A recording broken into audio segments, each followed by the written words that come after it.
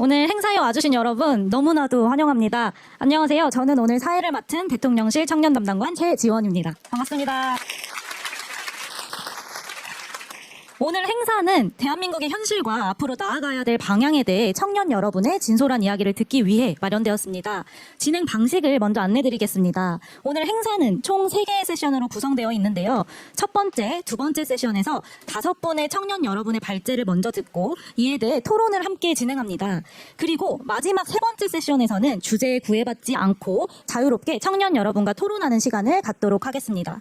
세 번째 세션에서는 특히 저희가 여러분께 사전에 오픈 채팅방 링크를 보내드렸습니다. 그쪽에 의견을 올려주시면 됩니다. 그러면 주신 의견들을 화면에 띄워서 선택하는 방식으로 토론을 진행할 예정입니다. 저희 한 가지 더 중요한 사항이 있습니다. 대통령님에 대한 궁금한 점도 많이 있으시겠지만 저희 단순 질문이나 개인 민원보다 오늘 다들 어렵게 모이신 만큼 현장에서 체감하시는 어려움, 또 청년들이 이를 해결하기 위해 정부가 앞으로 어떤 방향으로 나아가면 좋을지 함께 제안해 주시면 더 의미 있는 행사가 될 것 같습니다. 그렇다면 지금부터 2030 청년 소통 공감 콘서트를 시작하겠습니다. 네, 먼저 대통령님 청년 문제에 관심이 많고 특히 이번 주 주간에 청년들을 직접 만나고 있으신데 행사 시작 전에 한 말씀 부탁드리겠습니다. 네, 여러분 반갑습니다. 우리 집에도 사실 여러분과 비슷한 입장의 청년들이 있는데 많이 힘들죠? 대답을 안 하는 거니까 대답할 힘도 없는 거예요. 저는 저 뒤에도 보면 우리 기성세대들도 꽤 와 계신데 저는 사실 세상 사람들이 말할 때는 정말 힘들게 살았구나 이런 얘기들을 이제 듣기도 합니다. 그런데 요즘의 청년들과 제가 살아왔던 청년 시절을 비교해 보면 명백하게 요즘 청년 세대들이 훨씬 더 어려운 상황입니다. 여러분도 잘 알겠지만, 그러니까 먹고 사는 물질적인 기초 수준은 되게 높아졌죠. 밥을 굶지도 않고, 그래도 생존의 위협을 받거나 그러지는 않고, 직업의 질의 차이가 좀 있지만, 굳이 구한다면 또 구할 수는 있는데, 우리 청년들이 기대하는 수준에 맞지 않다는 점. 근데 결정적인 차이는 그런 것 같습니다. 미래가 희망적이냐. 당장의 상황이 좀 나을지는 몰라도, 내일이 오늘보다 나을 거다. 10년 후, 20년 후. 또 내 자식 세대는 나보다는 더 나을 것이다 라고 믿어지느냐의 차이 같아요. 우리가 성장하던 시기는 정말로 대한민국이 고도 성장하는 시기였죠. 전 세계에서 이렇게 빨리 산업화된 소위 경제적으로 성장 발전한 나라 대한민국이 유일하죠. 이거 정말 전 세계가 놀랄 일입니다. 엄청나게 빠른 속도로 성장했죠. 그래서 당장은 어려워도 정말 오늘이 어제와는 다르고 내일 모레는 오늘과는 당연히 더 낮게 변해 있을 거라고 믿어졌어요. 임금이 몇 년 사이에 2배로 오르고 이랬으니까요. 그리고 우리가 대학을 졸업할 때는 웬만한 회사에 취직해서 평생 정년이 보장되는 그런 시절이었죠. 그리고 당연히 호봉제에 의해서 특별히 잘못하지 않으면 월급도 올라가고 퇴직금도 있고 별로 걱정을 안 했습니다. 중간에 요즘처럼 이렇게 속된 말로 잘릴 염려 또 없는 직장이 매우 안정적이었어요. 그런데 지금은 완전히 반대가 됐죠. 직장을 구하기도 어렵고 구해도 안정성도 없고 또 미래가 그렇게 희망적이지도 않죠. 그러다 보니까 결혼도 연애도 다 포기하는 그런 안타까운 상황이 됐습니다.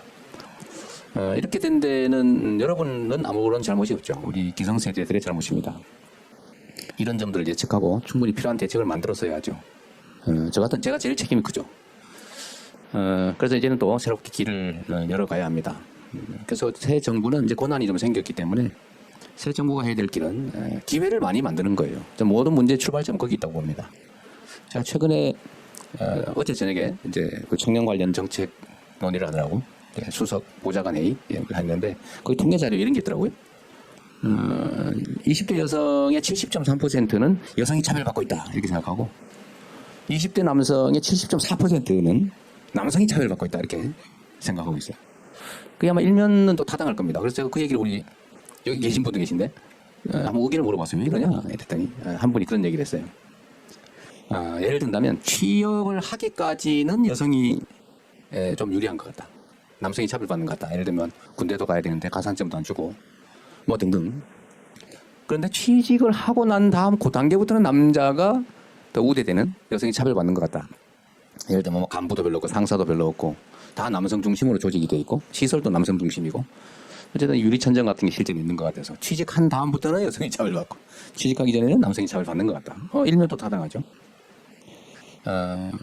그런데 이거는 사실은 어느 세상이나 있었던 일이기도 해요. 다 상대적이잖아요. 저는 청년 세대 전체가 일종의 피해 계층이라고 생각합니다. 그런데 청년들이 원래는 그렇게 되면 청년들이 대동단결이 되잖아요. 그죠? 기성세대에 비해서 청년 세대들이 사실 매우 구조적으로 어려워진 거죠. 기회 총량이 부족해서 과거에는 경쟁을 사실 행복하게 했죠. 야, 우리 서로 누가 1등을 한번 해보자. 너 1등하면 그래 축하해. 이렇게 했는데 요즘은 경쟁이 전쟁이 돼가지고 반드시 친구는 죽여야 된다. 와 비슷한 상황이 됐죠. 원하면 내가 죽으니까 뭐 이렇게 됐죠. 이유는 단순하죠. 기회 총량이 부족해서 그렇습니다. 경쟁이 너무 극렬화된 거예요. 뭐 여러분 잘못은 아니죠. 그래서 이 작은 기회의 구멍을 통과하기 위해서는 온갖 기묘한 기술을 다 배워야 되는데 다른 사람이 통과하면 나는 통과할 수 없는 상황이기 때문에 정말 잔인하게 경쟁이 아니라 전쟁을 하게 됐고 그러다 보니까 정말 가장 가까워야 될 청년 세대들끼리 특히 남녀가 이 편을 지어 다투는 괜히 여자가 남자 미워하면 안 되잖아요. 여자가 여자를 미워하는 거 이해하는데 그럴 수 있잖아요. 여자가 남자가 여자를 미워한다? 뭐 이게 상상하기 어려운 그러나 좀 참으로 안타까운 일이 현재 벌어지고 있죠. 지역적 갈등도 심하고 세대 간 갈등도 심하고 남녀 간 갈등도 심하고 여하튼 갈등이 심해요. 이 모든 문제의 원천은 기회 부족이고 기회 부족은 저성장으로부터 온 것이고 이 저성장은 사실 매우 구조화된 측면이 있고 이제 악순환이 되기 시작한 거죠. 인구가 줄어드니까 성장 잠재력이 떨어지고 성장 잠재력이 떨어지니까 현실 성장률이 떨어지고 성장률이 떨어지니까 기회 총량이 줄어들고 그러니까 더 좌절해서 결혼 안 하고 아이 낳지 않고 계속 악순환이 되고 있습니다. 이 악순환을 이제 전환을 해야죠. 기회를 만드는. 그래서 새 정부가 또 저를 포함해서 전부 다 성장 노래를 부르는 이유가 사실 여기 있습니다. 그러니까 여러분께도 함께 더 많은 기회가 있는 그런 새로운 세상을 향해 같이 가도록 하자. 그리고 저는 이게 가능하다고 믿어요. 대한민국 국민들 위대한 국민들이죠. 정말 이 지도를 보면 이 거대한 이 대륙의 귀퉁이에 환하게 붙어 있는데 이렇게 독립 자주국가로서 수천 년을 이어오고 지금도 뭐 남들이 보면은 막 정말 위험한 상황, 나라가 망할 듯한 또는 나라가 망한 상황 이런 상황에서도 이 정말 그 안에 사는 우리 국민들의 백성들의 힘으로 그걸 극복해 오지 않습니까? 극복할 뿐만 아니라 세계에 지금은 자랑할 만한 나라가 되어가고 있죠. K-팝 뭐 이런 거, 예를 들면 K-푸드, K-컬처. 우리가 이제 첨단 기술, 뭐 인공지능 이런 분야에서도 주력하지만 사실 문화 부문에서 우리는 또 다른 기회가 있다고 보는데 어쨌든 전 세계가 지금 각광을 하지 않습니까? 그래서 그런 데에서도 기회를 좀 만들고 그래서 새롭게 리셋하고 또 우리 새로운 각오로 서로 존중하고 이해하고 힘 합쳐서 통합해서 함께 나가면 새로운 길을 열어갈 수 있을 것 같아요. 여하튼 미안하다는 생각이 많이 듭니다. 오늘도 옆에 계신 여러분 미안하게 생각하고요. 그러나 또 미안하다고 그냥 좌절하고 있을 수는 없는 거고 또 다투고 세월 보낼 수는 없는 일이어서 오늘은 여러분 의견을 좀 많이 들어보겠습니다. 그리고 그 속에 답이 있겠죠, 그죠? 네. 자, 이런 기회 자주 가지면 좋겠습니다. 그리고 마지막으로 정말 대화를 좀 많이 하면 좋겠어요.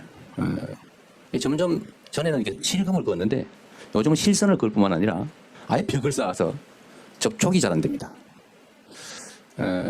어제 마이클 샌델 그 분이 똑같은 얘기를 하더라고요. 요즘은 너무 벽이 높다.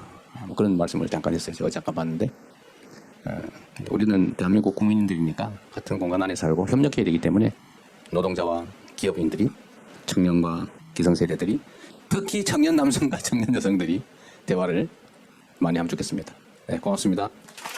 네, 대통령님 감사합니다. 대통령님께서 함께 할 수 있다고 말씀 주신 것처럼 오늘 와주신 분들도 함께 문제를 해결하고 싶다라는 마음이 많기 때문에 오늘 이 자리에 오신 것이라고 생각이 듭니다. 네, 더 그 의미 있는 토론이 진행되면 좋을 것 같습니다. 이제 바로 첫 번째 세션을 진행해 보겠습니다. 첫 번째 세션의 주제는요, 청년의 사회 진출입니다. 청년들은 다양한 진로를 탐색하고 선택하는 과정에서 수많은 어려움과 고민을 마주합니다. 청년이 사회에 나아가기 위해 진로를 선택하는 과정, 그리고 새로운 분야에 도전하는 과정을 청년 두 분께서 먼저 이야기해 주시겠습니다. 첫 번째 발제자는 우리에게 익숙하면서도 낯선 재료에 새로운 생명을 불어넣어 주시는 분입니다. 청년 목수 김연서님을 모시겠습니다. 박수로 맞아주세요.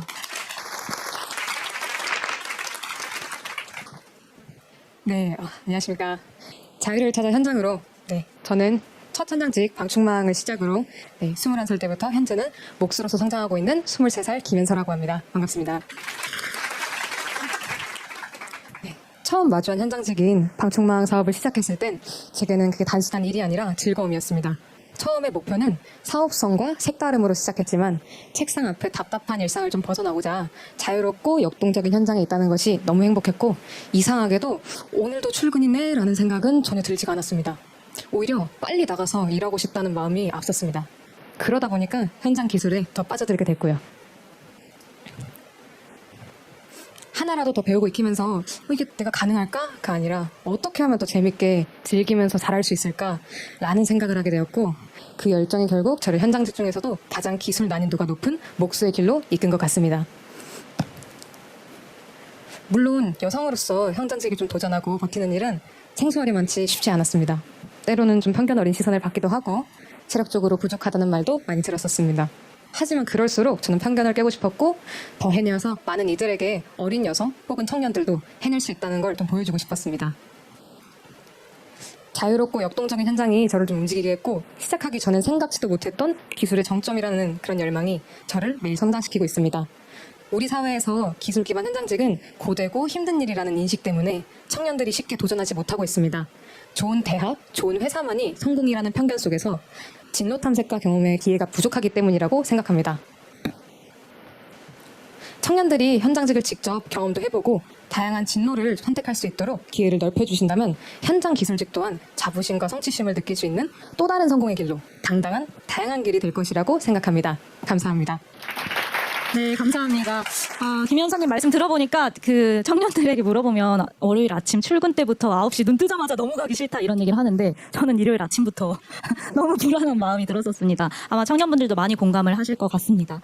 다음으로는 저희 이어서 강원도 홍천에서 청년들을 위한 새로운 플랫폼을 운영하는 사업가를 모셨습니다. 김성훈 업타운 대표님을 박수로 맞아주세요. 네, 안녕하십니까. 예, 저는 세상에 없던 컨텐츠로 사람과 사람을 연결하고 있는 주식회사 업타운의 대표 김성훈입니다. 네. 감사합니다. 저희 업타운은 청년들의 외로움과 고독에 대한 고찰에서 시작했습니다. 네, 업타운의 이름처럼 답답한 도심, 지루한 일상 속에서 벗어나서 각기 다른 테마로 서로 소통하고 교류할 수 있는 소셜링 컨텐츠를 제작하고 운영하고 있습니다. 특히나 저희는 인구소멸 지역 농촌에서 주로 활동을 하고 있는데요. 청년이장과 함께하는 낭만 촌캉스, 네, 그리고 도시 청년들의 농활체험기 등 수십 가지의 소셜링 컨텐츠로 2030 청년 세대를 이어오고 있습니다. 네, 그리고 홍천에서는 평균 연령 70대 깡촌에 20대 청년 수만 명이 몰려오는 힙한농촌 청년마을 왓썹타운도 함께 운영하면서 지역의 활성화를 새로운 모델로서 만들고 있습니다. 네, 말씀드리기 죄송하지만 대통령님 강원도에 한번 오시면은 청년들이 어떻게 농촌을 바꾸고 있는지 한번 에너지를 보여드리고 싶습니다. 그때 안 오셔서 저기 말고 딴 강원도. 저기 와봐달라. 네, 그러면 홍천으로 와주시면 알겠습니다. 새로운 모습 보여드리겠습니다. 네. 네. 오늘은 청년들의 입장에서 사회에 진출할 때 또 창업에 도전할 때 정부 지자체에 원하는 역할이 있을 것 같아요. 그런 이야기들을 해보고 싶은데요. 저는 다양한 청년들을 만나다 보니까 관계, 소통 측면에서 좀 집중을 해봤습니다. 청년들이 창업에 도전할 때 실제 필요한 것들은 저는 돈보다 사람이라고 생각합니다. 수백만 원의 초기 창업 비용보다 창업에서 더 속도를 낼 수 있는 것은 팀원 한 명, 멘토 한 명, 그리고 지역의 신뢰 한 다발이라고 생각합니다. 하지만 청년들에게는 이런 사람을 만날 수 있는 관계 인프라가 매우 부족합니다. 특히나 만난다 하더라도 시간, 돈, 그리고 명분이 없어가지고 그 타이밍을 놓치게 되는 것이죠. 그리고 두 번째는 공공과의 일상소통에 빈틈이 있다고 저는 생각합니다. 청년들이 공공과 정부와 소통할 수 있는 창구는 많습니다. 그렇지만 대표성을 띠는 몇 명의 소수 의견 그리고 개인의 민원 위주로 흘러가고 있고 이러다 보니까 평범한 청년 다수의 하루 그리고 경험, 문제들이 정부의 정책 과정에 데이터로 쌓이지 못합니다. 이러다 보니까 결과론적으로 청년들이 현장에서 체감하는 이슈들이 정부의 제도 개선으로 이어지지 않는 것 같습니다.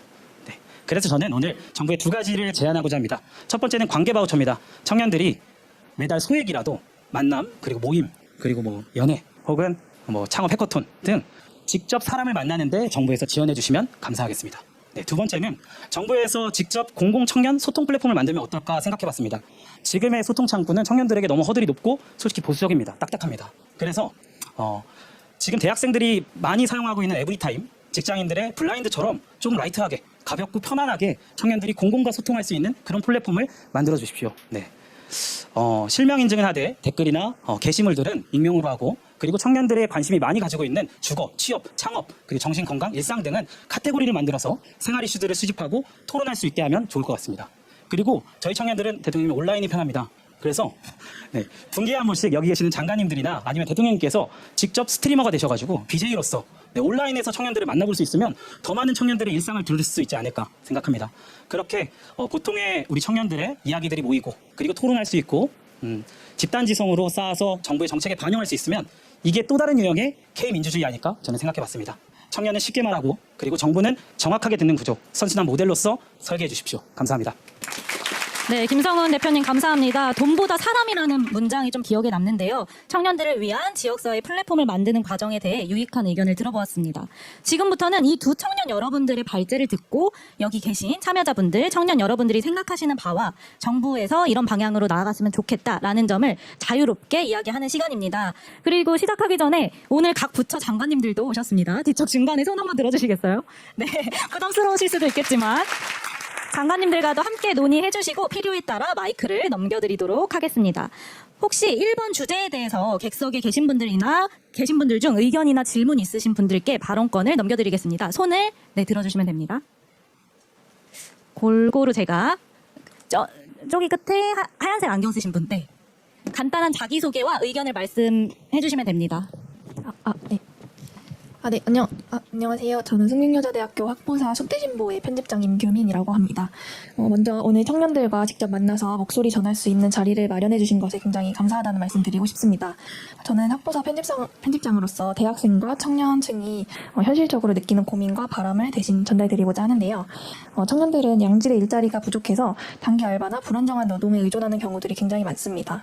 그리고 인턴, 현장 실습, 대외 활동 등의 다양한 경험이 실제 취업으로 이어지지 못하는 경우들이 많고, 해당 활동들이 무급이나 저임금으로 진행되는 경우들이 더러 있는데요. 이에 청년들의 사회 경험과 취업 연결성을 높이는 그런 정책들이 청년들에게 큰 도움이 될 것 같습니다. 예를 들어 현재 노동부에서 진행 중인 일경험 사업 같은 그런 정책들을 규모를 더 확대하거나 참여 가능한 직종들을 더 범위를 넓히는 방식으로 개선하는 것이 다양한 경력을 쌓고 실질적인 취업 기회를 얻을 수 있도록 그런 방법을 마련하는 데 도움이 된다라고 생각을 하고요. 이와 관련해서 청년들의 사회 경험과 취업 연결성을 높이기 위해서 정부 차원에서 다른 사업이나 정책을 다양하게 만들어주시면 감사하겠습니다. 그리고 오늘처럼 청년들의 직접 의견을 전달할 수 있는 자리가 앞으로도 더 늘어나면 좋겠다는 말씀을 전하고 싶습니다. 감사합니다. 네, 감사합니다. 짧은 시간 안에 양질의 일자리, 알바나 인턴, 현장 실습이 아닌 좀 더 청년들이 지속할 수 있는 부분에 대해서 말씀을 해주셨습니다. 저희 패널분들께서 혹시 답변을 해주실 수 있는 분이 계실까요? 네, 없으시면은 저도 그 생각을 하고 있었는데요. 마침 고용노동부 장관님이 와 계신데요. 마이크 전달해 주시면 장관님 의견 들어보겠습니다. 네, 안녕하세요. 이거 대본에 없던 거 아니었나요? 너무 잘 들었습니다. 청년들은 기업에서는 경력직을 올 상반기만 하더라도 82%가 경력직을 선호하고, 청년들은 취업도 못해서 경험이 없고 경험 없이 취업 못하는 악순환이 빠지고 있는데요. 방금 아까 저 친구 말씀처럼 정부에서는 일 경험을 확대하려고 하고 있는데, 구체적으로 엊그저께 대통령께서도 국무회의에서도 말씀을 하셨고, 민간에게 좀 더 청년들에게 기회를 줬으면 좋겠다고 하는데, EU에서는 유스 개런티라고 해가지고 청년에게 대한 좀 더 주자는 건데, 새 정부에서 AI에 대한 대대적인 투자도 하고 하기 때문에 기업하고 좀 협의를 해와야 되겠습니다만, 좀 청년 쿼터를 좀 늘려서 경험을 많이 쌓을 수 있도록 하는 것 어떨까 생각도 하고요. 그 다음에 우리가 출생 문제를 해결하기 위해서 육아휴직이라든지 또 노동시간 단축을 위해서 여러 가지 연차 활성화라든지 이런 것들을 하는데, 그러려면 좀 대체율이 있어야 되거든요. 그분들이 장기 한벌을 가려면 그런 자리에는 또 청년들이 가가지고 경험을 쌓는, 그래서 한 일석이조로 기성세대들은 편하게 육아휴직이나 또 장기 휴가나 이런 것들을 쓸 수 있도록 하고, 그 빈자리는 또 청년들이 가서 또 경험을 쌓고 하는 이런 것들 여러 가지로 고민하고 있습니다. 오늘 여러분들 좋은 말씀 주시면 잘 검토해서 열심히 하겠습니다. 네, 고맙습니다. 네, 제가 좀 얘기해 줄까요? 우리 오늘 학부사에서 꽤 많이 오셨다고 그러더라고요. 네, 좀 반갑고요. 지금 청년 취업과 관련해서는 여러 가지 이제 논점들이 있는데, 제가 이제 사실 이게 그리 바람직하진 않지만, 제가 대기업 회장님들한테 읍소 부탁을 해가지고 청년들 좀 뽑아주세요. 부탁을 했는데 다행히 부탁을 좀 들어주고 있어요. 그래서 하반기에 몇만 명 신규로 아마 청년들을 신입으로 뽑게 될 것 같은데 이게 매년 그러면 계속 확대돼서 갈 거냐 아마 쉽지 않을 수 있죠. 물론 뭐 삼성은 계속 하겠다고 하던데. 근데 이게 어떤 문제가 있냐면 사실 이제 여러분의 문제이긴 한데요. 기업들 입장에서 경력직을 단기로 뽑는 건 이유가 있어요. 제가 경영을 하지는 않지만 그 사람들 입장에서는 첫째로 효율적으로 이미 훈련된 사람을 뽑았으는 게 이익이다. 뭐 이게 전부 당연하겠죠. 그럼 옛날에는 안 그랬냐? 옛날에 사신입 사원 뽑아가지고 교육 훈련 시켜서 일 시킬 때 이때는 그러면 그 경력직을 뽑는 게 그러면 더 유리하지 않았느냐? 그렇지 않죠. 당시에도 경력직을 뽑았어요. 근데 그때는 왜 신입 사원들을 많이 뽑았냐? 이것도 이제 일종의 악순환인데 당시에는 일단 취직하면 기본적으로 정년 보장을 했어요. 그러니까 경력직 뽑으려도 이미 다른 회사에서 잘 안 나와요. 서로 그렇게 체계화되어 있으니까 경력직 뽑는 게 쉽지 않고 근데 할 수 없이 당연히 신입사원을 청년들 뽑아서 일정 기간 교육시켜서 이제 제대로 된 업무에 투입하는 그때까지 약간의 비용이 나겠지만 또 다시 제대로 된 일을 하면 또 성과가 나오고 이렇게 하다가 이게 어느 순간에 깨진 거죠. 여러 가지 이유들이 있긴 한데 지금은 이제 종신고용, 정년 보장이 잘 없어요. 기본적으로 종신고용하지 않습니다. 그것도 이유가 여러 가지 있죠. 효율적이기도 하고 또 하나는 이제 노동조합 이슈가 있죠. 고용의 유연성이 확보가 안 되니까 필요할 때 내보내고 다른 사람을 뽑거나 아니 전환을 하기 쉽지가 않다. 그러니까 기본적으로 계속 쓸 거라도 일단은 뭐 한 2, 3년 계약으로 연계약으로 계속 갱신하는 방식으로 쓰게 된 겁니다. 그러다 보니까 너무 이제 쉬워지니까 그러니까 경력직을 뽑는 게 또 쉬워지니까 다 이렇게 다 전환을 해가지고 청년들은 이제 길에서 스스로 상당한 경력과 실력을 쌓지 않으면 취업할 수 없는 지경이 된 거예요. 그래서 이거는 좀 구조적으로 정규직 취업을 정규직 채용을 회피하는 문화. 과연 그러면 훈련된 사람을 뽑는 것이 반드시 기업한테 유리하냐? 사실 불리하다고 해요. 기업 입장에서 그런 게 있다고 합니다. 일하는 사람들이 소속감이 없어요. 내 회사가 아니에요. 내가 언제 나갈지 모르는데 뭐. 그 회사에서 내가 성과를 내가지고 그 회사가 잘 되든 하고 아무 상관이 없어요. 내가 언제 나갈지 모르는데. 이게 생산성이 사실 올라가지 않는다. 일본은 여전히 종신고용의 주류라고 지금 들었는데 저는 그렇다고 일본 기업들의 경쟁력이 떨어졌냐? 또 그렇지도 않아요. 그리고 이 부분도 사실은 우리가 상당 정도 토론하고 논의해서 필요한 것들을 서로 수용하면서 고쳐야 됩니다. 그리고 우리 노동부 장관님 말하기 되게 어려울 텐데 청년 고용을 지금 어쨌든 몇만 명 해주겠다고 지금 이제 하는데 이게 지속되려면 기업들이 손실이 없어야 되거든요. 그 손실을 어떻게 보전해 줄 거냐. 교육 훈련을 기업들이 대신하는 거잖아요. 지금은 돈으로 정부 재정으로 다 교육 훈련 시키고 있거든요. 근데 이제는 기업들이 만약에 그렇게 해주면 기업들이 하는 그 역할에 대해서 세제 혜택을 주든지 어떤 경제적 혜택을 줘서 손해가 안 나게 하는 그런 시스템들이 필요하지 않을까 하는 생각이 듭니다. 다음부터 말 많이 안 할 테니까 많이 하세요. 네, 감사합니다. 오늘 제가 말 많이 안 하는 게 컨셉인데. 저희 1세션 시간이 지금 15분 정도 남았는데요. 질문을 한두 개 정도 더 받아보려고 합니다. 네, 아까부터 눈빛을 너무 보내주셔가지고 앞쪽에 네, 흰색 옷 입으신 분 간단한 소개와 의견 부탁드립니다. 편하신 대로. 네. 안녕하세요. 저는 원주에서 온 청년 이재민입니다. 큰 과제 두 가지 제안을 좀 드리고 싶은데요. 청년이 사회 진출을 이야기할 때 무엇보다 사회적 인식의 간극을 좁히는 노력이 필요하다고 생각합니다. 사회는 청년들이 힘든 일을 피한다고 하지만 실제 청년들은 이미 무한 경쟁 속에 살고 있습니다. 이제는 청년들에게 용기를 주고 좌절하지 않도록 직접 메시지를 전달해야 합니다. 그래서 청년들의 삶을 직접 체험하고 공감 소통하는 이야기를 전국에 확산하는 정부 조직 K-미디어 채널이 꼭 필요하다고 생각합니다. 그 채널은 열심히 살고 있는 청년들에게는 응원을 할 수 있고 주저하고 있는 청년들에게는 할 수 있다는 용기와 동기부여를 그리고 사회에는 청년들이 열심히 살고 있다는 메시지를 전국적으로 줄 수 있는 지속적인 플랫폼이 될 것입니다. 그리고 한 가지가 더 있는데 빠르게 말씀드리겠습니다. 그리고 청년의 사회 진출을 위해서는 수많은 정책과 제도들이 이미 마련되어 있지만 청년들이 그 제도가 있다는 사실조차 모르고 내가 대상자인지 알지 못합니다. 그래서 저는 청년 정책 자동화 매칭 시스템이 필요하다고 생각합니다. 또한 정책 제안 포털을 마련해 주시고 제안이 정책으로 이어진다면 땡땡 이재명 정부 땡땡 청년이 제안한 정책입니다 라는 표기를 붙여주셨으면 좋겠습니다. 그래서 청년들의 자부심과 참여율도 높아질 것이라 생각합니다. 더 이상 문제 제기가 이어지지 않고 청년들이 직접 체감할 수 있고 현실적인 지속 가능한 제도적 장치가 필요하다 생각합니다. 감사합니다. 네, 지금 말씀 주신 부분은 K-미디어 관련해서 좀 더 청년들과 소통하고 열심히 산다 이것을 좀 네, 인터뷰할 수도 있고 나중에 나와주실 거죠. 네. 그리고 또 청년 매칭 자동화 그 시스템 저희가 온통 청년이라는 게 있습니다. 온라인 플랫폼이. 그런데 저희도 지금 계획을 계속 하고 있는 게 좀 더 구축화해서 청년분들 체감도를 높이게끔 정비를 해야겠다. 이런 논의는 되고 있어요. 22일 날 청년 대책 발표가 되니까 그 부분도 한번 살펴봐 주시면 좋겠습니다. 네, 혹시 패널분들 중에 소통 관련된 느낌인 것 같은데 조금 더 떼어주실 분 계실까요? 또 소통이면 제 생각에는 김지선 선생님께서 워낙 청년분들과 소통을 잘해주고 계셔가지고 네 부탁드립니다. 네, 이것도 대본에 없는데요. 네. 네, 저는 오늘 주거로 나왔는데 네, 참여와 소통을 또 담당하게 됐네요. 네, 네, 반갑습니다. 저는 이제 세 번째 발제할 김기선이라고 하고 저는 청년 정책 네트워크라고 이제 전국에 있는 여러 청년 참여 기구가 있는데 이제 그 중에 서울에서 좀 활동을 하고 지금 서울시에 있는 성북구에 이제 지역사회 단위에서 활동을 하고 있어요. 그래서 사실 이런 제안 너무 좋으실 것 같고 혹시 참여 기구 들어보셨나요? 아, 활동도 하시나요? 아, 네네네. 그래서 이미 많은 제안 해주시고 계셔서 또 그 제안들 여기 가지고 오셨을 것 같은데 그 지역사회에 이제 지금 거주하시는 곳이나 활동하시는 곳에 참여기구가 이름이 좀 다양하긴 한데 다양한 종류의 참여기구가 있어요. 거기서 정책 제안도 하실 수 있고 우리 지역사회에 어떤 정책들이 있는지 좀 확인도 하실 수 있으니까 그런 거 한번 참여해 보시면 좋겠다라는 생각이 들고요. 사실 조금 더 말씀드리면 그런 참여기구에서 다들 이제 퇴근하고 저녁에 또 주말에 시간 내서 나오시는데 그게 실질적으로 정책에 반영되는 비율이 매우 적습니다. 그래서 여기 많은 공무원분들 오셨는데 사실은 청년분들이 이제 용기 내서 또 시간 내서 에너지 내서 제안한 정책들이 좀 잘 반영이 될 수 있도록 실효적으로 좀 운영될 수 있도록 많은 시간과 에너지를 자원을 많이 투여해 주시면 너무 감사할 것 같습니다. 네. 네, 답변 감사합니다. 자, 제가 마지막 질문 받으려고 하는데요. 이번 질문은 저희 주제 1세션과 같이 일자리, 창업, 진로 탐색 중심으로 받아보려고 합니다. 잠시만요. 여기 뒷줄 파란색 남방 입으신 분께 마이크 전달 부탁드리겠습니다. 간단한 소개와 의견 부탁드리겠습니다.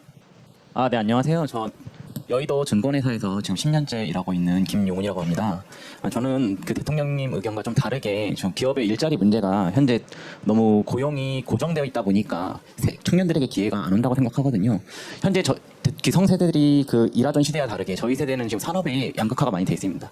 그래서 제조업과 그다음에 금융, 다른 산업들, AI 같은 많은 산업들이 양극화가 되다 보니까 각각의 영역별에 대한 그 고용 정책의 형태가 달라져야 된다고 생각하는데요.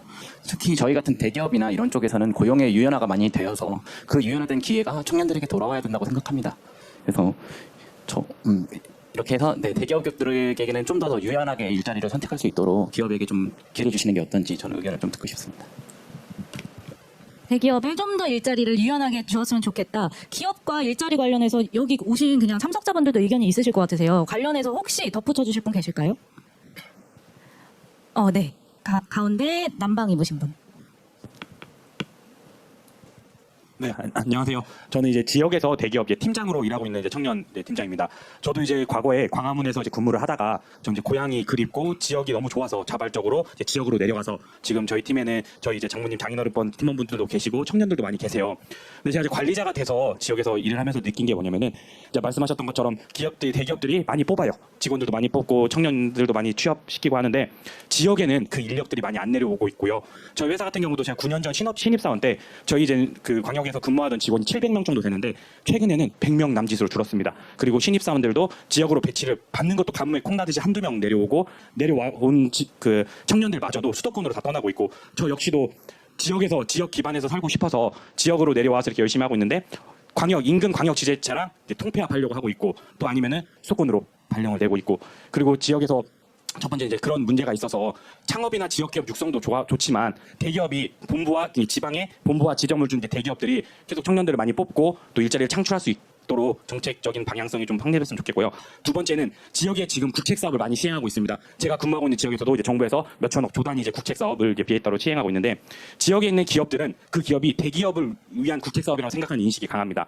물론 대기업이 기술 개발을 하고 R&D를 하고 이 산업을 발전시켜야 하는 건 맞지만 지역에 있는 기업들과 함께 R&D도 하면서 뭔가 기업의 그 노하우를 전수해줘서 지역 기업도 육성하고 그 지역 기업이 커야지 또 청년 일자리 창출이 또 되는 거거든요.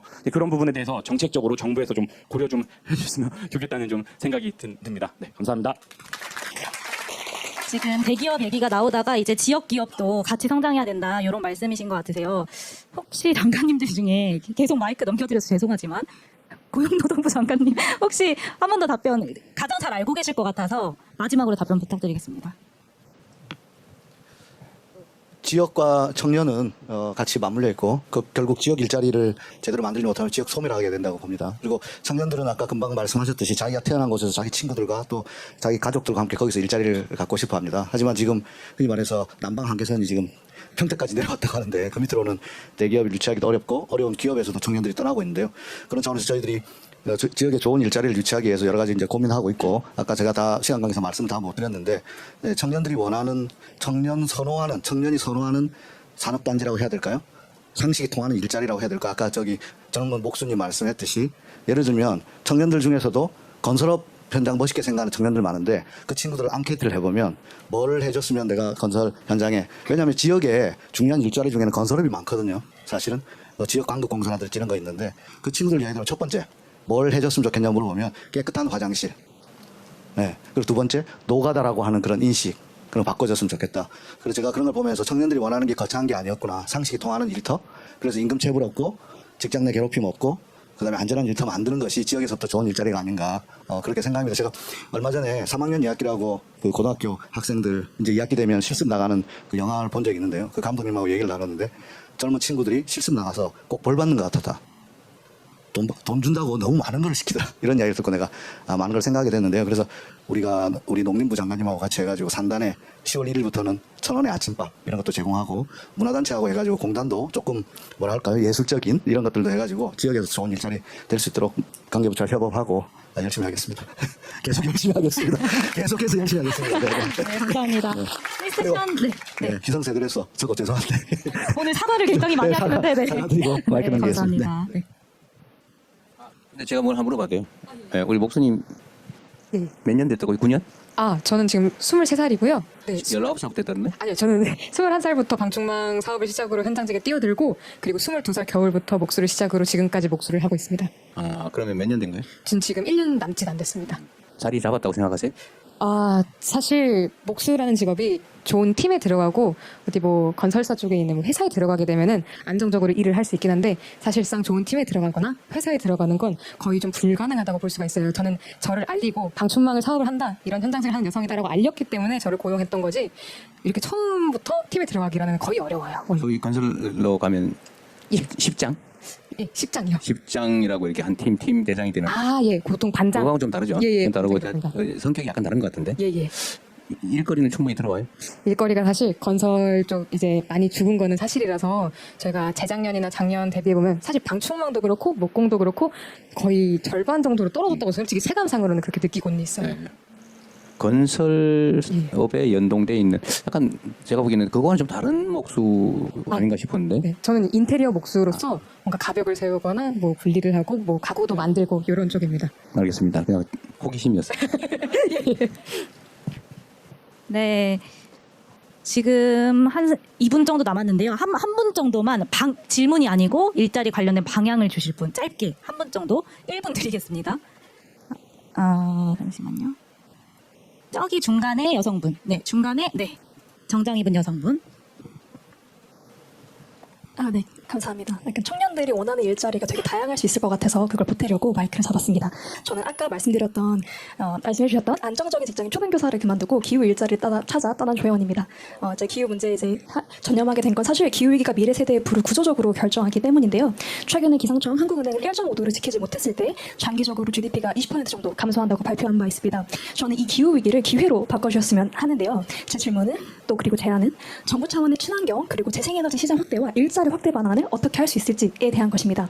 청년 미래 세대가 가장 걱정하는 문제 중에 하나가 기후위기인데요. WHO에서 공식 인정한 바와 같이 기후 우울, 불안, 나아가 탄소 배출을 걱정하면서 아이를 낳지 않겠다고 결심하는 친구들도 있습니다. 한편 석탄화활전 화력 발전소 입사를 했다가 탄소 다배출 기업에서 일하는 것에 대한 죄책감으로 이직을 고려하는 청년 친구들도 다수 존재합니다. 지금 청년들은 단순한 직업으로서의 일이 아니라 성취감을 느낄 수 있는 일자리를 원합니다. 전 세계적으로 에너지, 배터리 시장은 가장 큰 성장 동력으로 평가되는데요.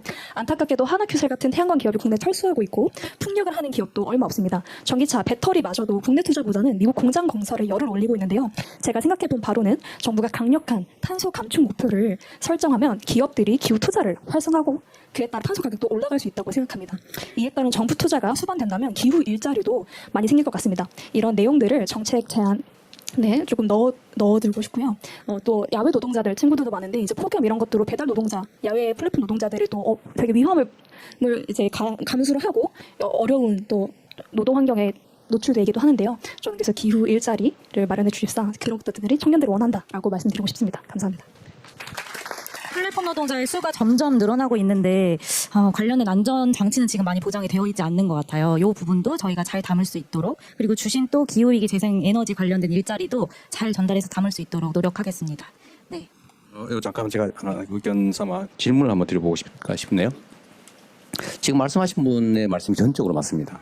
그러니까 우리가 재생에너지 사회로 대대적으로 신속하게 전환해 가야 하는데 그리고 저는 거기에 우리의 정말로 엄청난 기회, 일자리를 포함해서 기회가 있다고 생각합니다. 근데 이제 우리가 정부 내에서 대통령실에서 이 논의를 하다 보면 이게 당장 사실은 변화를 하려면 고통이 따르잖아요.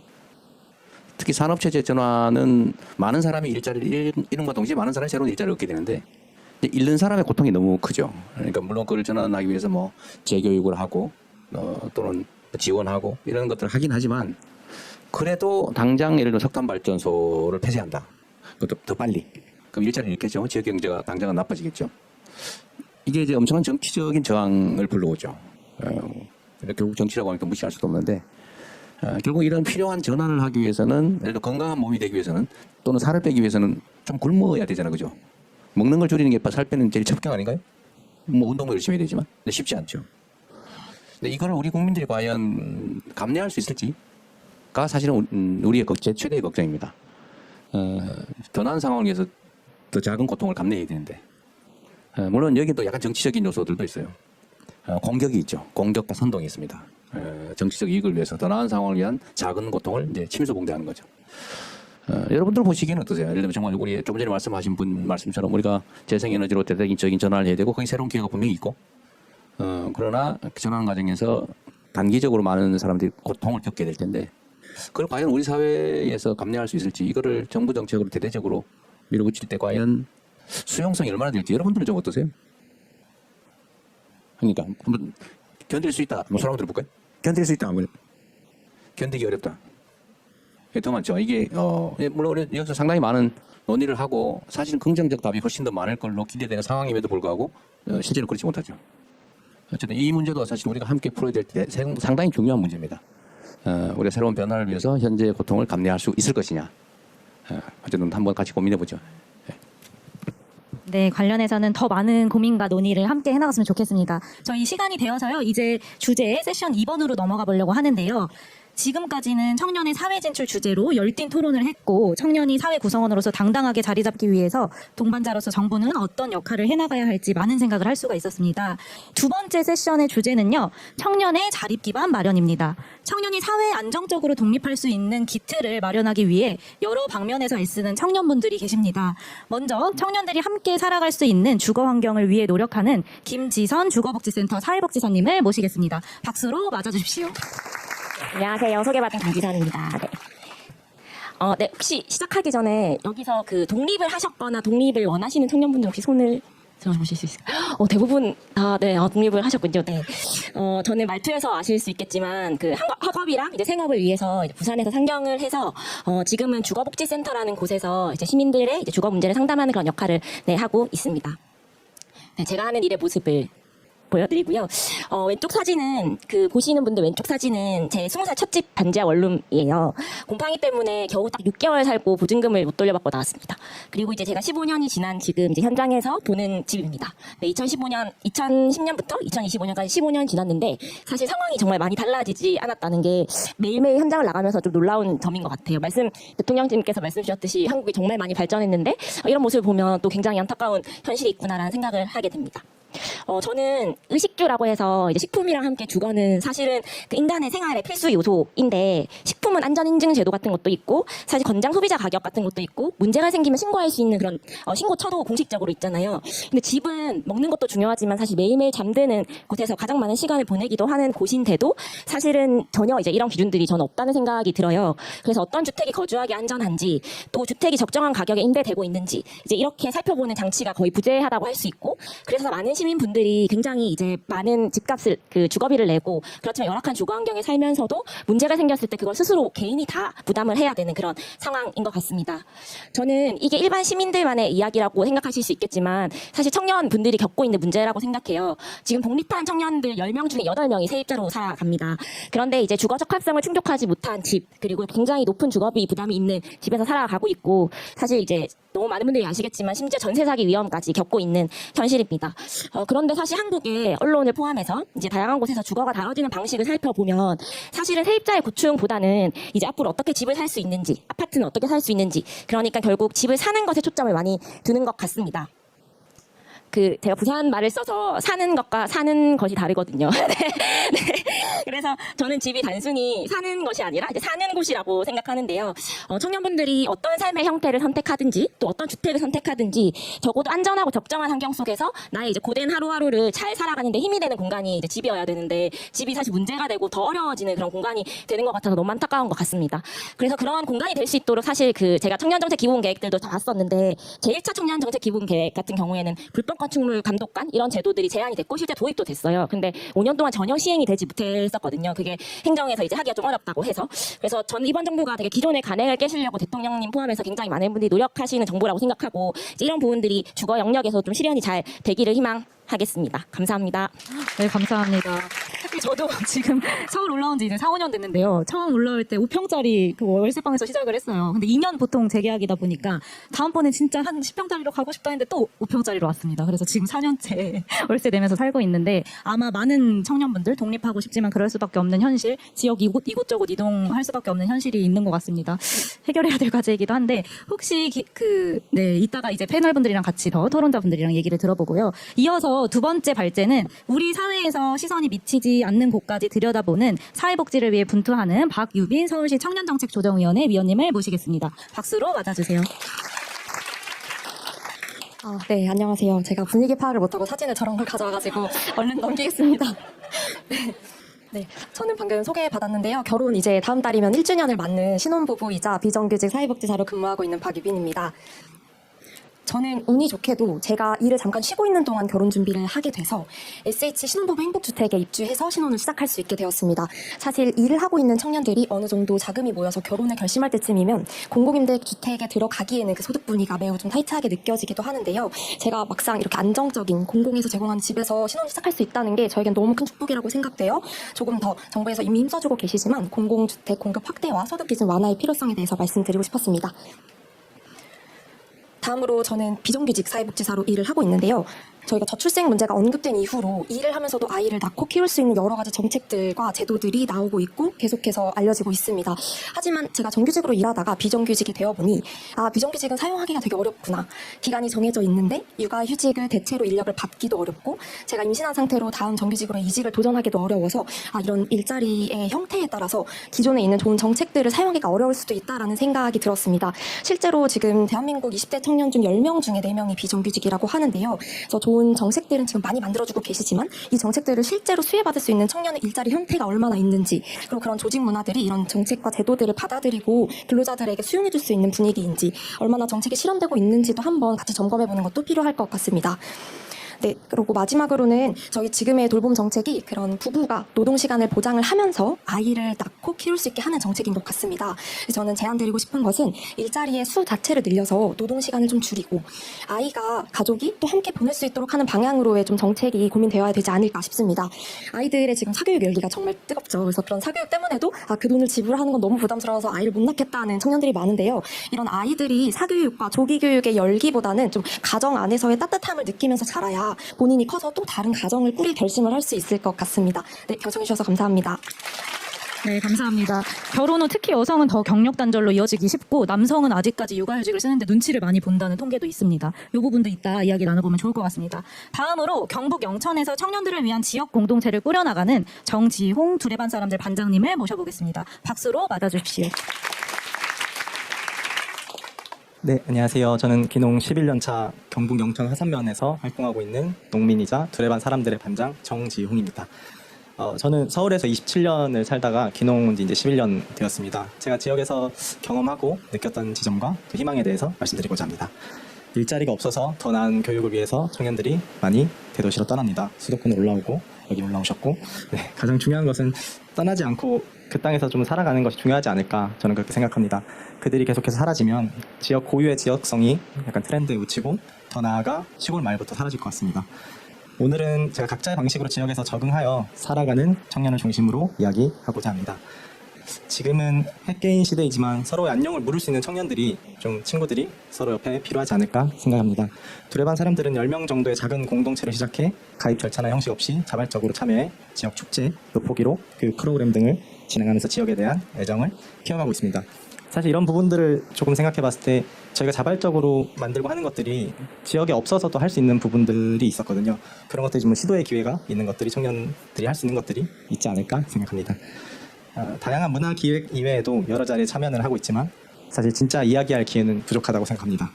세대 간 소통에서 청년들은 조금 위축되기도 하고 50대 이상 어르신들, 기성세대 분들이 조금 많이 계셔서 10대부터, 청소년부터 좀 이야기할 수 있는 자리가 많이 필요하다고 생각합니다.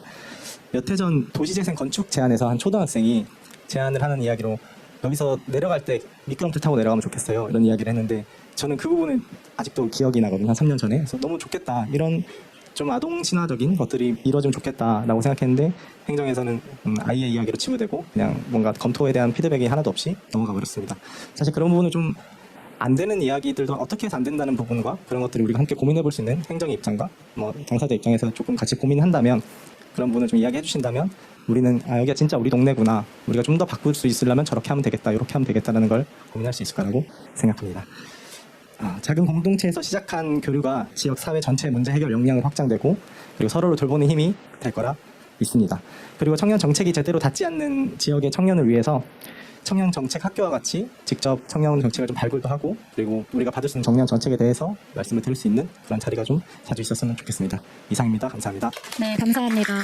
방금 지용님 얘기해 주신 거랑 저도 비슷한 사례가 있었는데요. 최근 한 청년분이 지역 도시재생위원회를 들어가고 싶다라고 이야기했대요. 근데 결국 탈락됐고 왜 떨어진 거냐라고 물어봤는데, 청년들은 2, 3년 지속하실 수 없지 않으세요? 3년 뒤에는 뭐 지역 옮겨야 되지 않으세요? 라는 이야기를 하셨다고 합니다. 이것도 저희가 계속 고민을 해봐야 되지 않을까. 네, 안타까운 현실이긴 한데요. 자, 그럼 세 분의 발제를 이제까지 들어보았고 청년 여러분들의 자유로운 의견을 들어보도록 하겠습니다. 저희가 세 번째 자유주제 시간이 있기 때문에 이번에는 발제자분들 중심의 주제로 주거, 결혼이나 저출생, 지역 공동체 관련된 의견을 주시면 좋을 것 같습니다. 잠시만요. 여기 앞쪽에 초록색 옷 입으신 남성. 안녕하십니까. 새쌍둥이를 키우고 있는 서울 거주하고 있는, 제가 자발적으로 낳은 세자는 아니지만 이렇게 많은 축복과 박수를 주셔서 감사드리고, 제가 뜻하지 않게 어떻게 보면 하늘에서 내려온 새쌍둥이 아이들인데 낳고 보니까 너무 힘듭니다.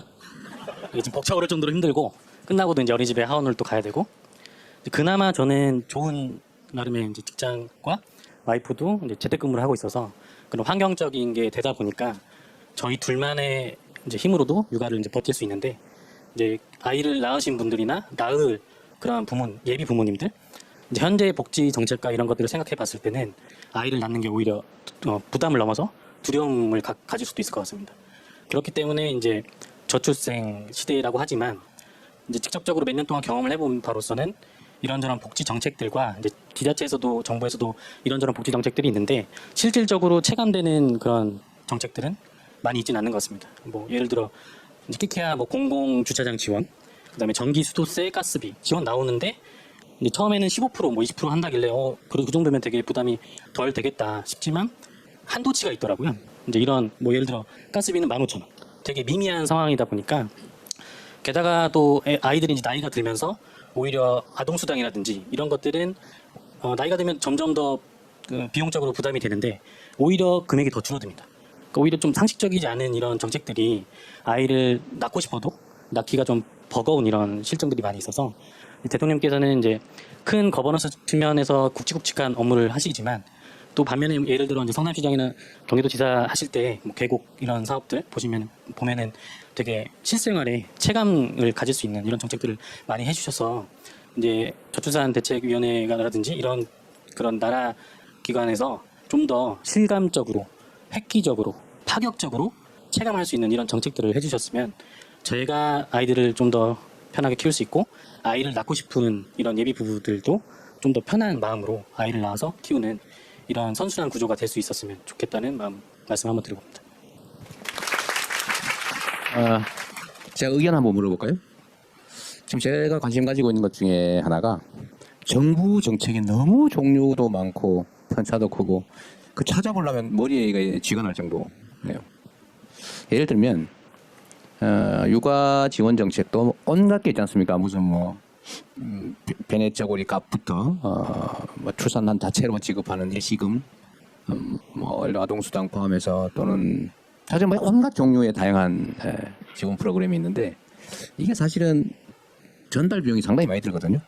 예를 들면 공무원이 업무도 처리해야 되고 뭐 물건 사서 주는 거면 물건도 사야 되고 그 물건 구매 과정에 부조리도 발생하고 나 이 물건보다는 차라리 현금 주면 더 좋은데 등등 이런 것들이 있어서 제가 고민하는 것 중에 하나는 이걸 통합해서 현금 지원을 좀 늘려주면 어떻겠냐. 이 사람들이 현금 지원한다고 하면 저를 자꾸 포퓰리스트 취급해서 그런데 예를 들면 뭐 물건을 사서 주면 안 필요한 사람들이 있잖아요. 그보다 더 기묘한 걸 살 수도 있는데 그걸 왜 정부가 선택을 해가지고 선택의 여지를 뺐냐. 차라리 그 예산으로 현금으로 예를 들면 지역화폐로 주든지 이렇게 하는 것이 낫지 않냐. 근데 본인은 어떠세요? 예를 들면 이런저런 막 온갖 명목의 복잡한 지원을 물론 이게 유용성도 있습니다. 꼭 필요한 사람만 제한적으로 쓰게 하는 효과도 있고 또 귀찮아서 안 쓰면 그만큼 재정이 절약되기도 하고 사실은 그런데 이런 걸 통합해서 그냥 내가 선택할 수 있게 가장 선택하기 좋은 건 현금이니까 그렇게 하는 문제에 대해서는 좀 어떠세요? 전적으로 동의하는 바이고 최근에도 그런 사람 없이 파견화에 대한 이슈가 기사로 접했었는데 결국 육아 이 부분의 문제 해결은 어떻게 보면 뭐 속물적인 말씀일 수 있긴 하지만 결국 돈입니다. 그렇죠. 물론 뭐 돈으로만 모든 게 해결되지는 않겠습니다만 가장 현실적인 부분이 돈이기 때문에 말씀 주신 꼭 현금 지급뿐만 아니라 말씀 주셨던 이제 지역 화폐로 쓸 수 있게끔 해서 지역 경제 활성화라든지 이런 시너지 효과를 낼 수 있는 그런 가장 체감적이고 소름 돋을 수 있는 피부로 와닿는 그런 정책을 원합니다. 우리 정경 장관님 지금 복지 정책 숫자가 대충 몇 개쯤 돼요? 그러니까 중앙 정부 것만 대충.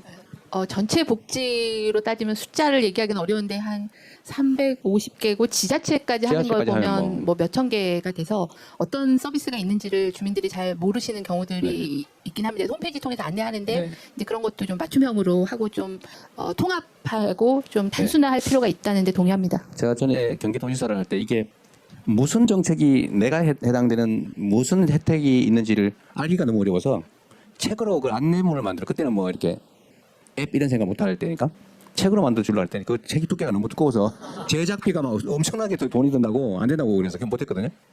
근데 이게 예를 들면 중소기업 정책도 한성숙 장관 계시죠. 마찬가지잖아요. 뭐 650개라든가 중소기업이 지원받는 정책이 또 지금 650개 보는 데만 며칠 걸릴 것 같아요.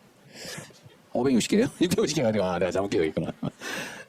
어쨌든 여러분들 의견 한번 물어볼게요. 그냥 이것도 예를 들면 온갖 정책들이 나눠져 있어요. 예를 들면 장애인 정책도 뭐 물건 사주는 거 뭐 온갖 것들이 있는데 이걸 차라리 가능한 범위 내에서 통합해서 본인이 선택할 수 있게 현금으로 통합해서 지원하는 거 어떻게 생각하세요? 괜찮아요? 근데 혹시 이게 좀 다양하게 특성에 맞춰서 이렇게 세부적으로 하는 게 낫다.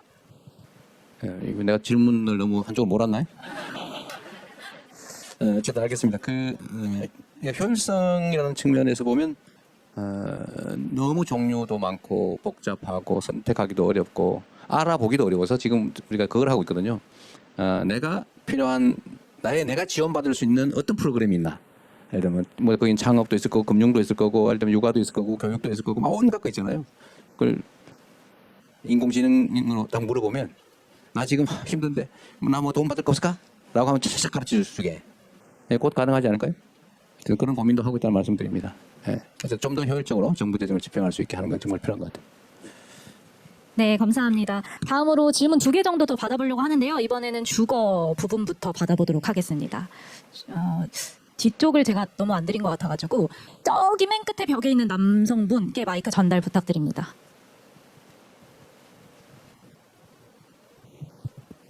네, 안녕하세요. 저는 경기도 부천에서 온 전준용이라고 하고요. 청년들의 주거 실태와 관련돼서 제안을 하나 드리고 싶은데 저희 어머니께서 지금 저희 아버지 고향에서 같이 사시는데 토지주택공사에서는 지금 소득 기준으로 주거급여라는 제도를 운영하고 있습니다. 그 주거급여 제도를 지급할지 현장에서 조사하는 분들이 굉장히 많이 계신데요. 저희 어머니도 그 직업으로 일을 하시면서 굉장히 많은 주거 하시는 곳을 실제로 방문하고 계세요. 그런데 주거감독관이라는 제도가 만약에 어떤 행정상의 물리적인 이유로 실제로 도입이 어렵다면은 그분들 그런 인력들을 활용해서 같이 도입을 한다면은 아마 그런 물리적인 어려움이나 당장 시행하기 까다로운 조건들을 완화할 수 있지 않을까라고 생각해서 제안을 드리려고 말씀드렸습니다. 감사합니다. 네, 감사합니다. 주거 관련해서 김지선님께서 또 복지센터 상담원 하고 계셔가지고 사회복지사로 혹시 답변 주실 수 있으실까요?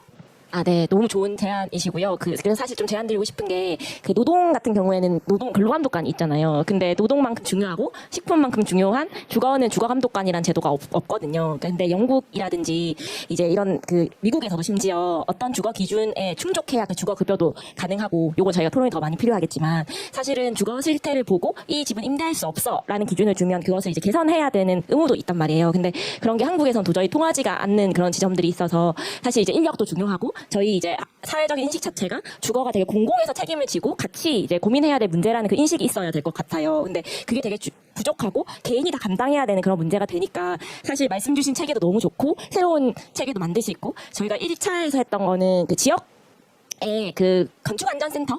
거기에 이제 공무원분들 한두 분 더 배치해서 지역건축안전센터에서 감독하는 것들도 좀 이야기가 됐었거든요. 그래서 워낙 행정적으로는 더 아이디어가 저보다 많으신 대통령님께서 사실 의지가 있다면 가능한 제도가 아닐까라는 생각이 들기는 합니다. 긍정적인 검토를 부탁드리겠습니다. 네. 가능한 제도인지 또 지금 국토부 실장님께서 와 계십니다. 국토부 실장님께 마이크 전달 주시면 짧게 말씀 부탁드리겠습니다. 국토교통부 주택토지실장입니다. 지금 좋은 의견을 주셨고요. 지금 저희들이 주택 정책을 하면서 특히 공공주택 정책에 있어서 가장 중요하게 보는 부분은 어쨌든 저소득층의 주거 안정이 가장 우선적으로 고려돼야 될 부분이고, 그리고 우리 주택의 어떤 공급 물량도 굉장히 중요하지만 이제는 질적 수준도 굉장히 좀 향상될 필요가 있다고 해서 저희들이 가장 중요하게 생각하는 부분이 좋은 입지의 양질의 공공주택을 최대한 많이 공급을 해야 되는데, 아까 말씀하신 것처럼 최근에 여러 이제 주거비도 많이 올라가고 있고 우리 청년들이 그 주거비를 부담하는 부분도 굉장히 좀 어려운 부분이 있어서 그런 전반적인 주거 복지 정책에 대해서 계속해서 정부 차원에서는 고민을 하고 이제 개선할 노력을 하고 있습니다. 특히나 방금 말씀하신 주거 감독관이라든가 주거의 어떤 불법 건축물, 그리고 주거 입주할 때 여러 가지 겪는 그런 불편 사항에 대해서 정부 차원에서 관리하고 또 감독할 수 있는 그런 감독 체계를 만드는 부분에 대해서는 어느 정도 효과가 있을 걸로 생각되고, 그런 부분에 대해서 여러 가지 측면에서 한번 가능한지는 구체적으로 한번 검토해 보겠다는 말씀을 드리겠습니다. 그 관련해서 박유빈님께서 신혼부부시다 보니까 제가 알기로는 공공주택도 직접 많이 찾아보셨고 또 떨어졌고 또 월세 지원 사업 이런 것도 옛날에 신청하신 적이 있다고 들었는데 어려움이나 아니면은 제안하고 싶은 방향이 있으시면 의견을 좀 주시면 좋을 것 같습니다. 사실은 조금 고민스러운 거는 저도 말씀하셨지만 최저주거 기준 그리고 정말 저소득을 위한 주거 정책이 최우선 돼야 되는 건 정말 맞는 것 같습니다. 하지만 이제 우리나라 대비 OECD 국가라던가 다른 유럽 국가들은 좀 공공주택 비율이 많이 높은 것으로 알고 있는데요. 그렇게 좀 보편적인 청년들한테까지도 확대가 되었으면 하는 바람을 아까 말씀드렸던 부분이 있고요. 일단 저는 원래 살고 있던 곳이 지금 사는 자치구는 아닙니다. 조금 더 집값이 비싼 자치구에서 거주를 하고 있었어서 그 당시 제가 1인 가구로서 독립을 좀 시도했을 때의 어려움들을 말씀을 드리면 저희 부모님 그 당시는 노인이 아니셨어요. 그러다 보니 제가 무주택 세대원이 아니었어서 그런 지원을 할 수 없는 부분과 1인 가구로서의 그런 소득 기준을 맞추는 데 있어서 제가 한 당시 3년차, 4년차 정도의 봉급을 받고 있었는데 그런 기준들은 뭔가 내가 독립을 하려면 내가 이렇게 돈을 잘 버는 건 아니고 그냥 사회복지사의 기본 월급을 받고 있음에도 공공주택으로의 허들이 일반 청년들에겐 되게 높구나라는 고민이 좀 되었습니다. 그래서 저는 이번에 어쨌든 SH에 운 좋게 좀 들어가게 되었지만 이후에 또 아이를 낳게 되면은 살 수 있는 연도를 더 늘려주시는 등 또 좋은 정책들 마련을 해주고 계셔서 그리고 보다 더 보편적인 주거 정책으로도 확대를 해주고 계셔서 그냥 지속적인 저출생 관점으로 봤을 때 주거에 조금 더 힘써주셨으면 좋겠다는 말씀 드립니다. 자, 제가 이것도 여러분들 의견 하나 좀 물어보고 싶은데. 제가 여론조사 통계를 보니까 이 청년들이 임대주택에 살아도 괜찮아 라고 생각하는 비중이 좀 늘었다고 하더라고요. 조금. 이전에는 이런 게 많았던 것 같아요. 내가 확률은 낮아도 반드시 내가 당첨돼서 내가 집을 마련해야 되겠다. 비싸더라도. 이 생각을 전에는 많이 했던 것 같은데 그래서 임대주택 짓는다 그러면 전부 저항을 했거든요. 제가 성남시장을 할 때부터 저는 공공주택의 품질을 높이고 공공주택의 비중을 늘려야 된다. 그리고 공동주택도 면적도 또 주택의 질도 위치도 좀 사실 위치를 제일 역사 근처에다 제일 좋은 데다 잡아야 되잖아요, 그죠? 주택실장도 토지주택실장도 오셨지만 앞으로는 방향을 바꿀 건데 그 이전에는 임대주택을 하면 꼭저 상구석대기 제일 싼 지역, 제일 험한 데다가 몰아지어가지고 그걸 혐오지역 비슷하게 만들어 놓고 역사 근처 이런 데는 임대가 아니라 전부 다 분양을 했죠. 그러니까 뭐 집값 폭등하고 그랬는데 사람들이 이제 거길 다 당첨이 되면 이제 돈을 버는 거잖아요, 그죠? 근데 확률은 낮아도 분양을 늘리자. 그러나 이제는 좀 그렇게 하지 말고 임대를 좀 충분히 공급해서 거기 살다가 돈을 벌든지 여유가 생기면 민간주택을 내가 매입해서 나갈 수 있게 해도 되겠다. 이 둘 중에 오늘 제가 선택 많이 하는데 제가 잘 몰라서 그래요. 네. 나이 45세 넘으신 분들은 손들지 말고 45세 미만만 의견 한번 물어볼게요. 임대를 좀 늘리자. 차라리 내가 내 능력으로 집 살 때까지 좀 살 수 있는 공공임대 주택을 그것도 장기간 살 수 있는 좀 품질 좋은 이건 좀 늘리자. 공공부문에서 분양하지 말고 여기에 찬성하시는 분 압도적으로 많아졌네. 그게 뭔 소리냐. 최대한 공공부문에서 택지 개발하면 분양을 해야지. 내가 분양받아야 되겠다. 분양하자. 이상한데 이게 전에는 안 그랬거든요. 전에는 다 분양하자. 내가 확률은 낮아도 반드시 내가 집을 분양받아야 되기 때문에 무슨 임대냐 좋은 자리에 무조건 분양이다 이랬는데 진짜 많이 바뀌었죠. 집값이 너무 비싸져서 그런 건가요? 그럴 수도 있죠. 토지주택실장님 참고하십시오. 하나만 아주 디테일한 건데 그러면 사실 공사를 평가하는 기준이 공공임대주택을 많이 공급해서 적자가 날 수 있잖아요. LH나 SH는 그러니까 사실상 분양을 하지 않으면 어쨌든 한국의 그 그러니까 그 주택 시장의 원리라는 게 그 집값이 올라서 그걸 다시 팔아서 이제 계속 하니까 근데 제가 알기로는 이제 공사의 그 평가 지표들이 너무 수익에 중심이 돼 있어서 사실 LH나 SH가 실효적으로 뭔가를 하려고 해도 좀 어렵다 이런 이야기를 좀 많이 들었던 것 같아서 혹시 이 부분에 대해서 그렇죠. 이제 네. 그게 자유주의적 사고에 의하면 공기업이 무슨 빚이 그렇게 많냐. 부채 비율 250% 넘었다. 큰일 났다. 나라 망한다. 이런 시각이 있을 수 있고요.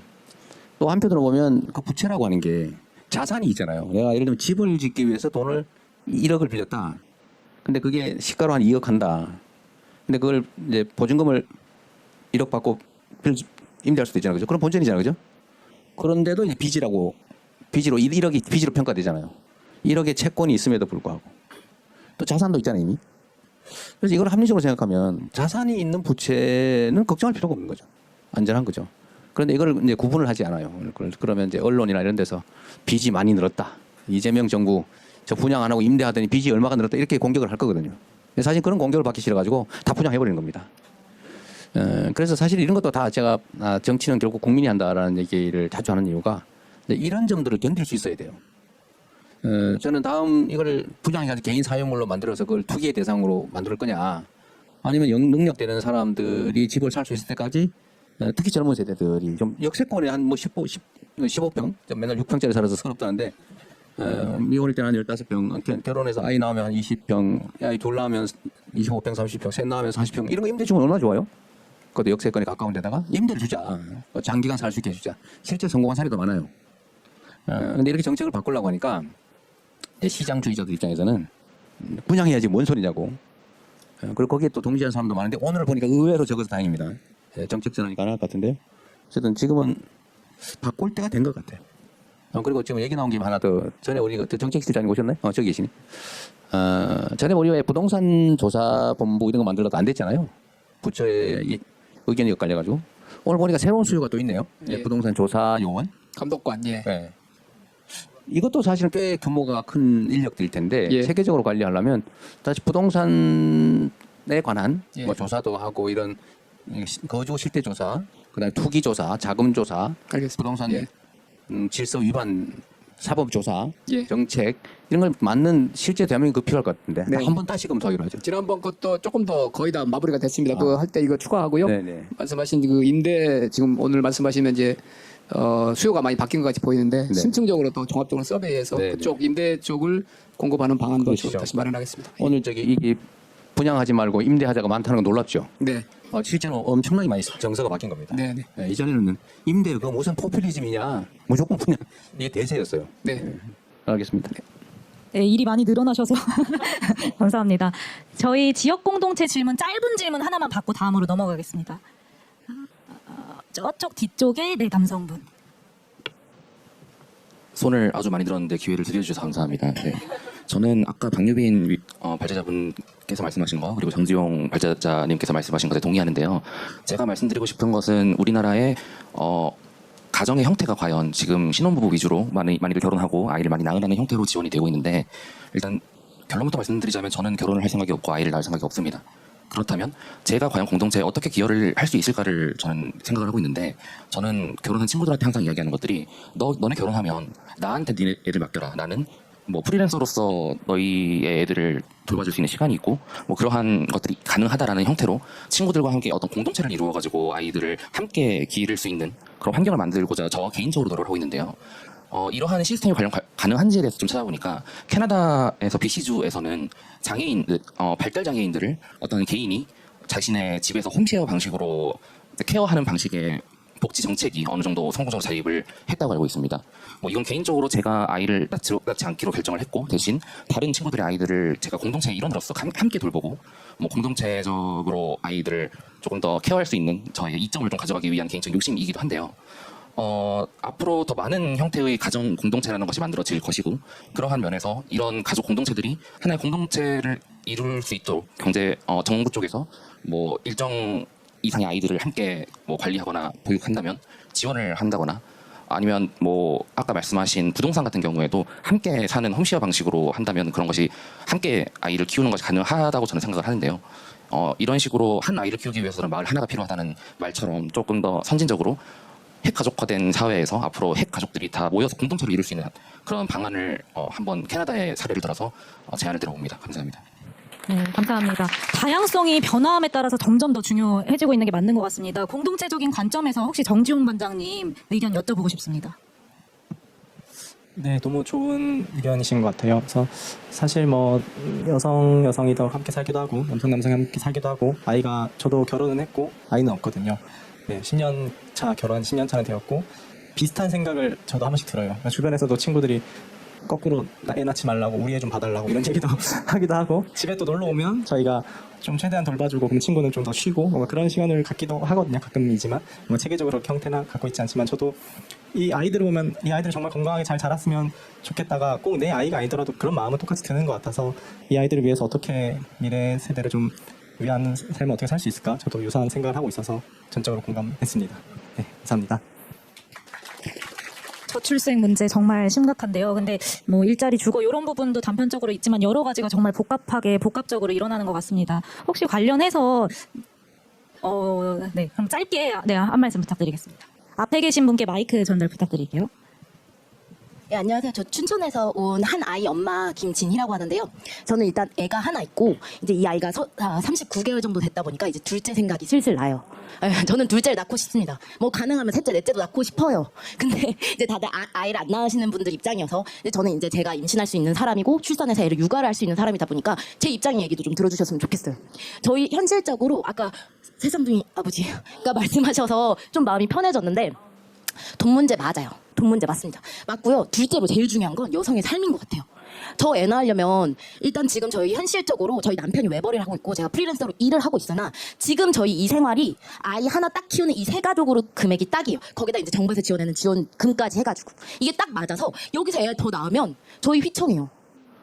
지금 아까 말씀하셨다시피 임대주택이 조금 더 가지 않느냐라고 말씀하셨을 때 저는 분양에 손들었는데 왜냐면 동물들도 마찬가지로 둥지를 지어야 애를 낳아요. 근데 저는 제 집이 있어야 애를 낳는다고 생각을 했어요. 물론 애는 계획으로 가진 게 아니지만 그래서 저는 집이 일단 있어야 그래야지 애를 낳을 수 있다고 생각했고요. 마침 또 애가 가져져서 뭐 오케이 됐지만 이제 둘째를 가지려고 하니까 저희 신랑은 저랑은 반대로 되게 현실주의자 입장이라서 둘째 안 된다. 우리 집 희청하고 우리 노후는 어떡하냐. 근데 또 저는 너무 낳고 싶어요. 애가 너무 이뻐요. 너무너무 이쁘고 그래서 너무 낳고 싶은데 우리 신랑 말대로 맞는 말이야. 근데 또 어르신들은 맨날 지나가면 한 대씩 치면서 하는 말이 하나 더 나. 애들 밥그릇은 지네가 달고 나오는 거야. 하나 더 나. 맨날 이렇게 말씀하세요. 그럼 전 그 사이에서 갈등이에요. 왜냐면 제가 낳을 수 있는 사람이니까. 근데 제 삶은요? 그럼 제 삶은요? 저는 임신 이제 애를 가지게 되면 기존에 끊겼던 제 커리어도 마찬가지고 이제 또 임신을 하고 출산을 하게 되면 또 커리어가 이미 저는 아예 절단. 그럼 이제 와서 제가 새로 시작해야 되는데 새로 시작하는 데에 있어서 두려움도 있지만 현실적으로 그게 가능한지요? 저는 이미 강원 청년센터라고 제가 춘천에서 와서 거기에 가입이 되어 있는데 거기서 날라오는 문자들 맨날 그거예요. 제 마음 살펴주겠다 와라.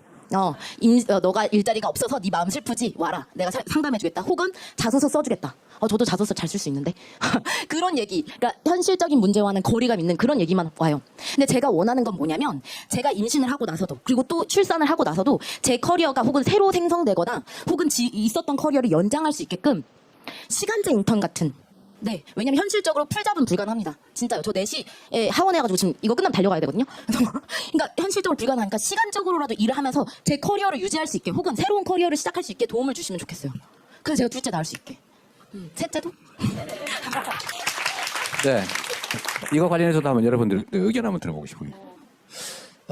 사실 현실적인 고민인데 어떤 게 저는 가치에 맞는지를 잘 몰라서 한번 물어보려고 하는 건데 첫째, 그러니까 출생에 대한 지원? 사실 신생 아에 대한 지원이겠죠? 이게 첫 아이일 때 지원하고 둘째 아이일 때 지원이 거의 지금 차이가 없어요. 그죠? 둘째 아이에 대한 지원은 더 늘려야 된다.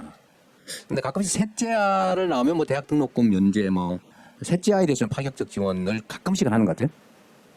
좀 이게 첫째, 둘째, 셋째에 대해서 차등을 해서 추가 지원하는 거에 대해 다른 분들 의견은 좀 어떠세요?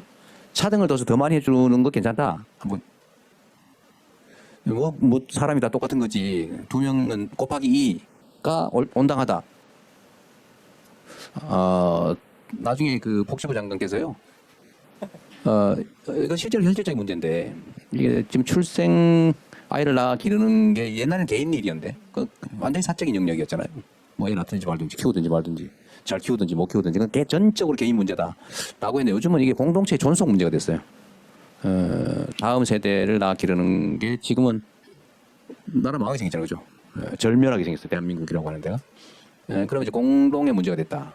이제 국가적 과제, 공동체의 과제가 되었으니까 공동체가 책임을 져야 되는 거죠. 이렇게 되면. 지원이 너무 당연하게 됐는데 둘째야, 셋째야, 넷째야 이렇게 낳을 경우는 개인들이 너무 힘들기도 하고 지원을 추가로 하는 게 맞지 않냐. 근데 아니 사람이 다 똑같은데 왜 내가 셋째로 낳았다는 이유로 둘째로 낳았다는 이유로 차별도 하냐. 첫째는 왜 더 불이익하냐. 불이익하잖아 상대적으로. 예를 들면 아동수당을 첫째는 지금 월 10만 원인데 둘째는 15만 원, 셋째는 20만 원 뭐 이렇게 구상할 수도 있는 건데 나는 왜 10만 원밖에 안 해줘. 뭐 첫째로 낳은 게 뭐 죄냐. 이런 지적이 있을 수도 있죠. 그죠. 이걸 한번 검토를 한번 해봐 주십시오. 근데 그리고 또 한 가지는 이게 원래 첫 애를 낳는 사람이 둘째 낳는 게 쉽죠. 근데 둘째가 셋째 낳는 건 더 쉬울 수도 있어요. 재정적인 문제만. 개인의 고통, 힘든 것만 해결이 된다면 그죠. 그 측면에서는 국가 정책으로도 어떨지 한번 검토해 볼 필요는 있을 것 같습니다. 네, 그러면 두 번째 세션은 이렇게 마치도록 하겠습니다. 두 번째 세션에서는요, 청년이 불안이 아닌 희망 속에서 자립할 수 있는 사회, 그 과정에서 정부가 어떤 것을 돕고 어떤 환경을 만들어 나가야 될지 같이 이야기 나눴습니다.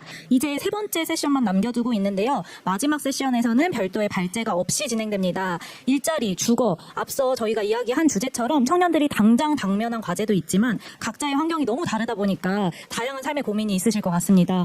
금융, 참여, 교육, 생활, AI, 미래의제 이 그 파트에서는요 청년들이 사회 구성원으로서 참여하기 위해 무엇이 필요할지 어떤 방향으로 나아가야 될지에 자유롭게 이야기 나눠보도록 하겠습니다. 시간상 지금 3분 정도 질문을 받을 수 있고요. 의견이 제가 여러분들께 앞서 말씀드렸었는데 오픈 채팅방을 통해서 자유롭게 지금 의견을 올려주시면 대통령님과도 함께 의견을 뽑아보도록 하겠습니다. 네, 의견을 요거는 의견을 올려주시면 됩니다. 아까 그 오픈 채팅방 저희가 네네 다 작성을 해주셨네요. 미리 사전에. 네, 첫 번째 드론 화면들이고요. 직접 이제 여기 계신 분들이 아까 작성을 해주신 걸 저희가 화면에 띄워드리는 겁니다. 잠시만요. 이 내용 한번 얘기해보고 싶네요. 과학기술 분야 관련된 청년 우수인재 유출 질문이 들어왔습니다. 과학기술은 저희가 이야기를 나눠보지 않은 것 같아서 혹시 이 질문 해주신 분 계실까요? 네, 중간에 하얀색 옷 입은 여성분께 마이크 전달해주시면 되겠습니다. 간단한 소개와 관련된 의견 부탁드립니다.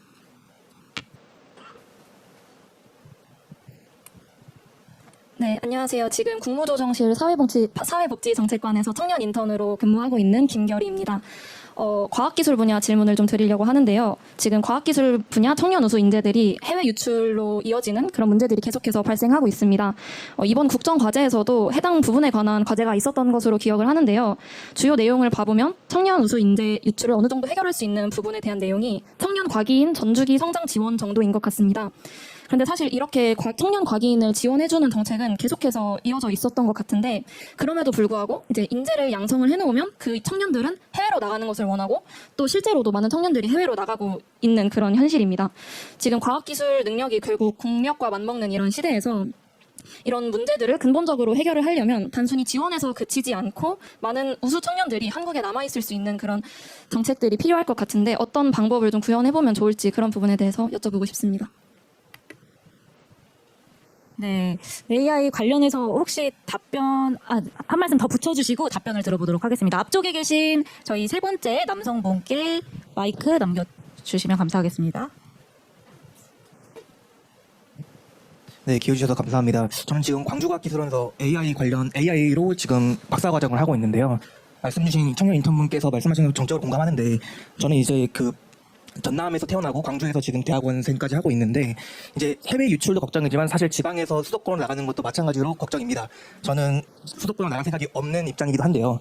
근데 한 가지 조금은 결이 날 수 있지만 그러니까 기존의 이제 지자체나 아니면 대한민국 정부에서의 정책 같은 경우는 지방에서 수도권을 나가는 걸 막자가 주였다면 저는 좀 더 공격적인 관점이 필요하다 생각합니다. 수도권에서 지방으로 오게 만들어야 된다라는 관점이었습니다.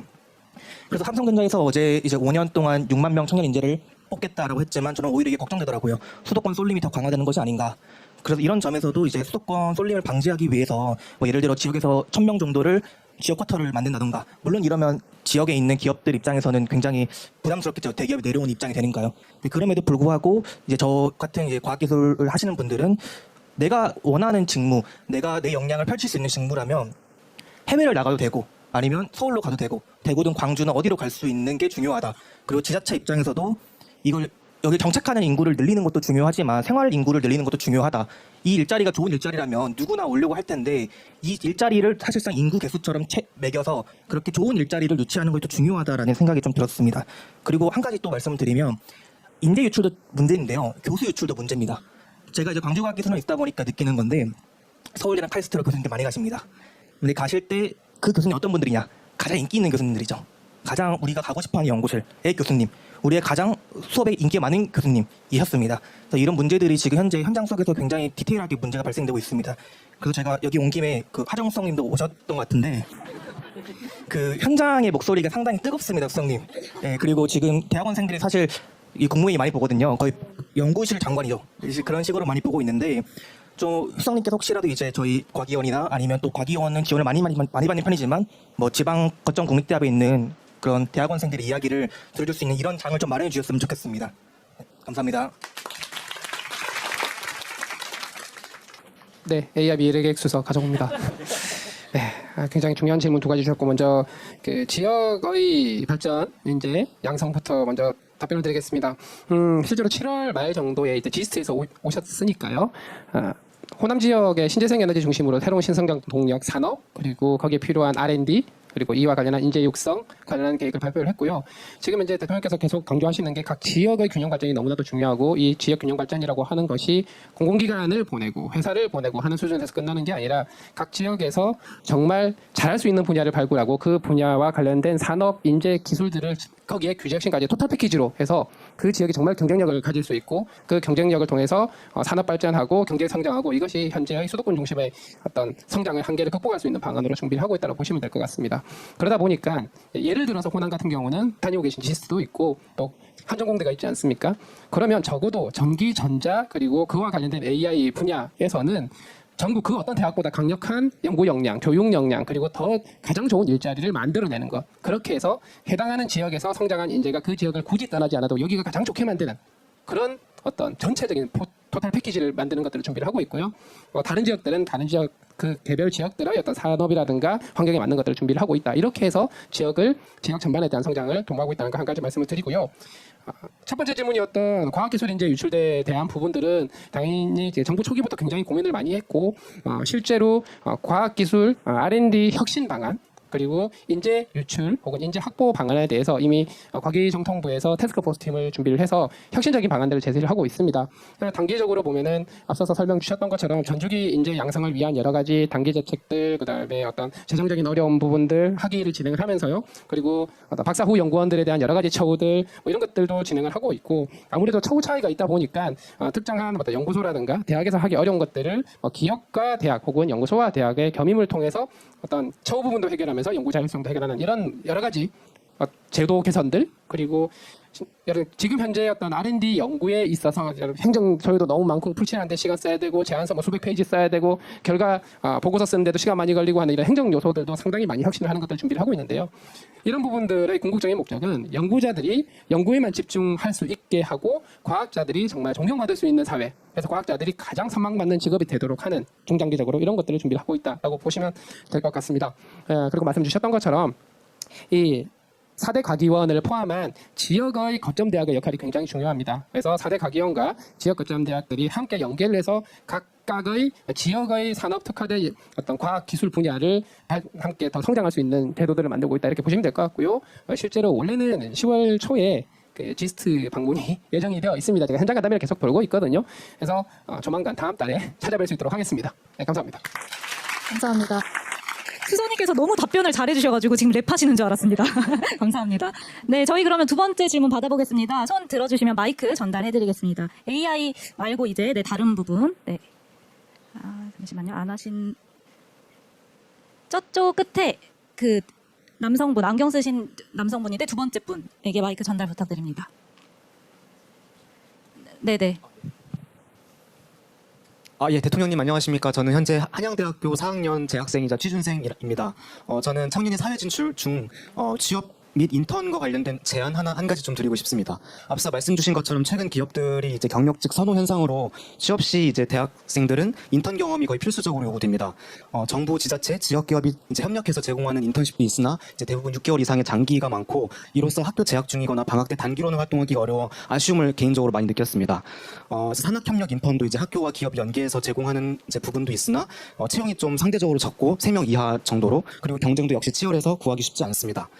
그래서 제가 제안드리고 싶은 부분은 이제 미국 백악관에는 매년 화이트하우스 인턴십 프로그램이라고 청년들이 공공 서비스 리더십과 팀워크를 함께 함양하는 기회를 제공하고 있는데 이로써 청년들은 스펙뿐만 아니라 행정부와 공공 서비스에 대한 관심과 이해도를 높이고 있습니다. 또 이는 장기적으로 봤을 때 정부, 정치, 정책에 대한 청년 참여로 이어질 수도 있어서 좋은 정부 사례로 생각합니다. 그래서 우리나라도 이런 미국을 벤치마킹하여 방학 중이나 아니면 단기로 좀 짧게 대학생들이 참여할 수 있는 청와대나 아니면 대통령실 인턴십 프로그램이 마련되었으면 좋겠는데 이와 관련돼서 좀 대통령님의 생각이 좀 어떠하신지 묻고 제안드리고 싶습니다. 감사합니다. 다른 것보다 훨씬 어려운 문제인데 우리 이게 지금 대통령실에 공간이 있어요? 우리 인턴십 연수할 만한 공간들이 있나요? 한번 지금 있는 곳은 그나마 조금 고려할 수 있는데 저희가 이제 저쪽으로 옮기면, 청와대로 옮기면 거기는 더욱더 과제일 것 같은데요. 뭐 꼭 청와대 내부가 아니더라도 그 주변에, 삼청도 주변에 하는 것도 방법일 수 있을 것 같습니다. 물리적 공간은 안에는 좀 절대적으로 부족합니다만 검토해볼 만한 가치가 있는 제안 같습니다. 원래는 다른 부처나 그 공공기관 또는 기업들한테는 그런 걸 막 권장하면서 대통령실은 못하고 있어요, 그죠? 네, 하여튼 그런 물리적 공간 문제가 상당히 심각하긴 한 것 같은데 한번 적극적으로 가능한 범위 내에서 검토해 보십시오. 네, 이제 마지막 질문인데요. 화면 잠깐만요. 저희가 아까 화면을 받아줬어서 화면 잠시 띄워주시면. 네.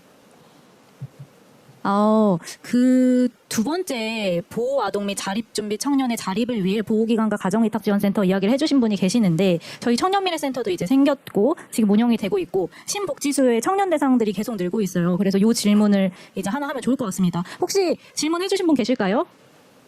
네. 그쪽에 마이크 전달 부탁드리겠습니다.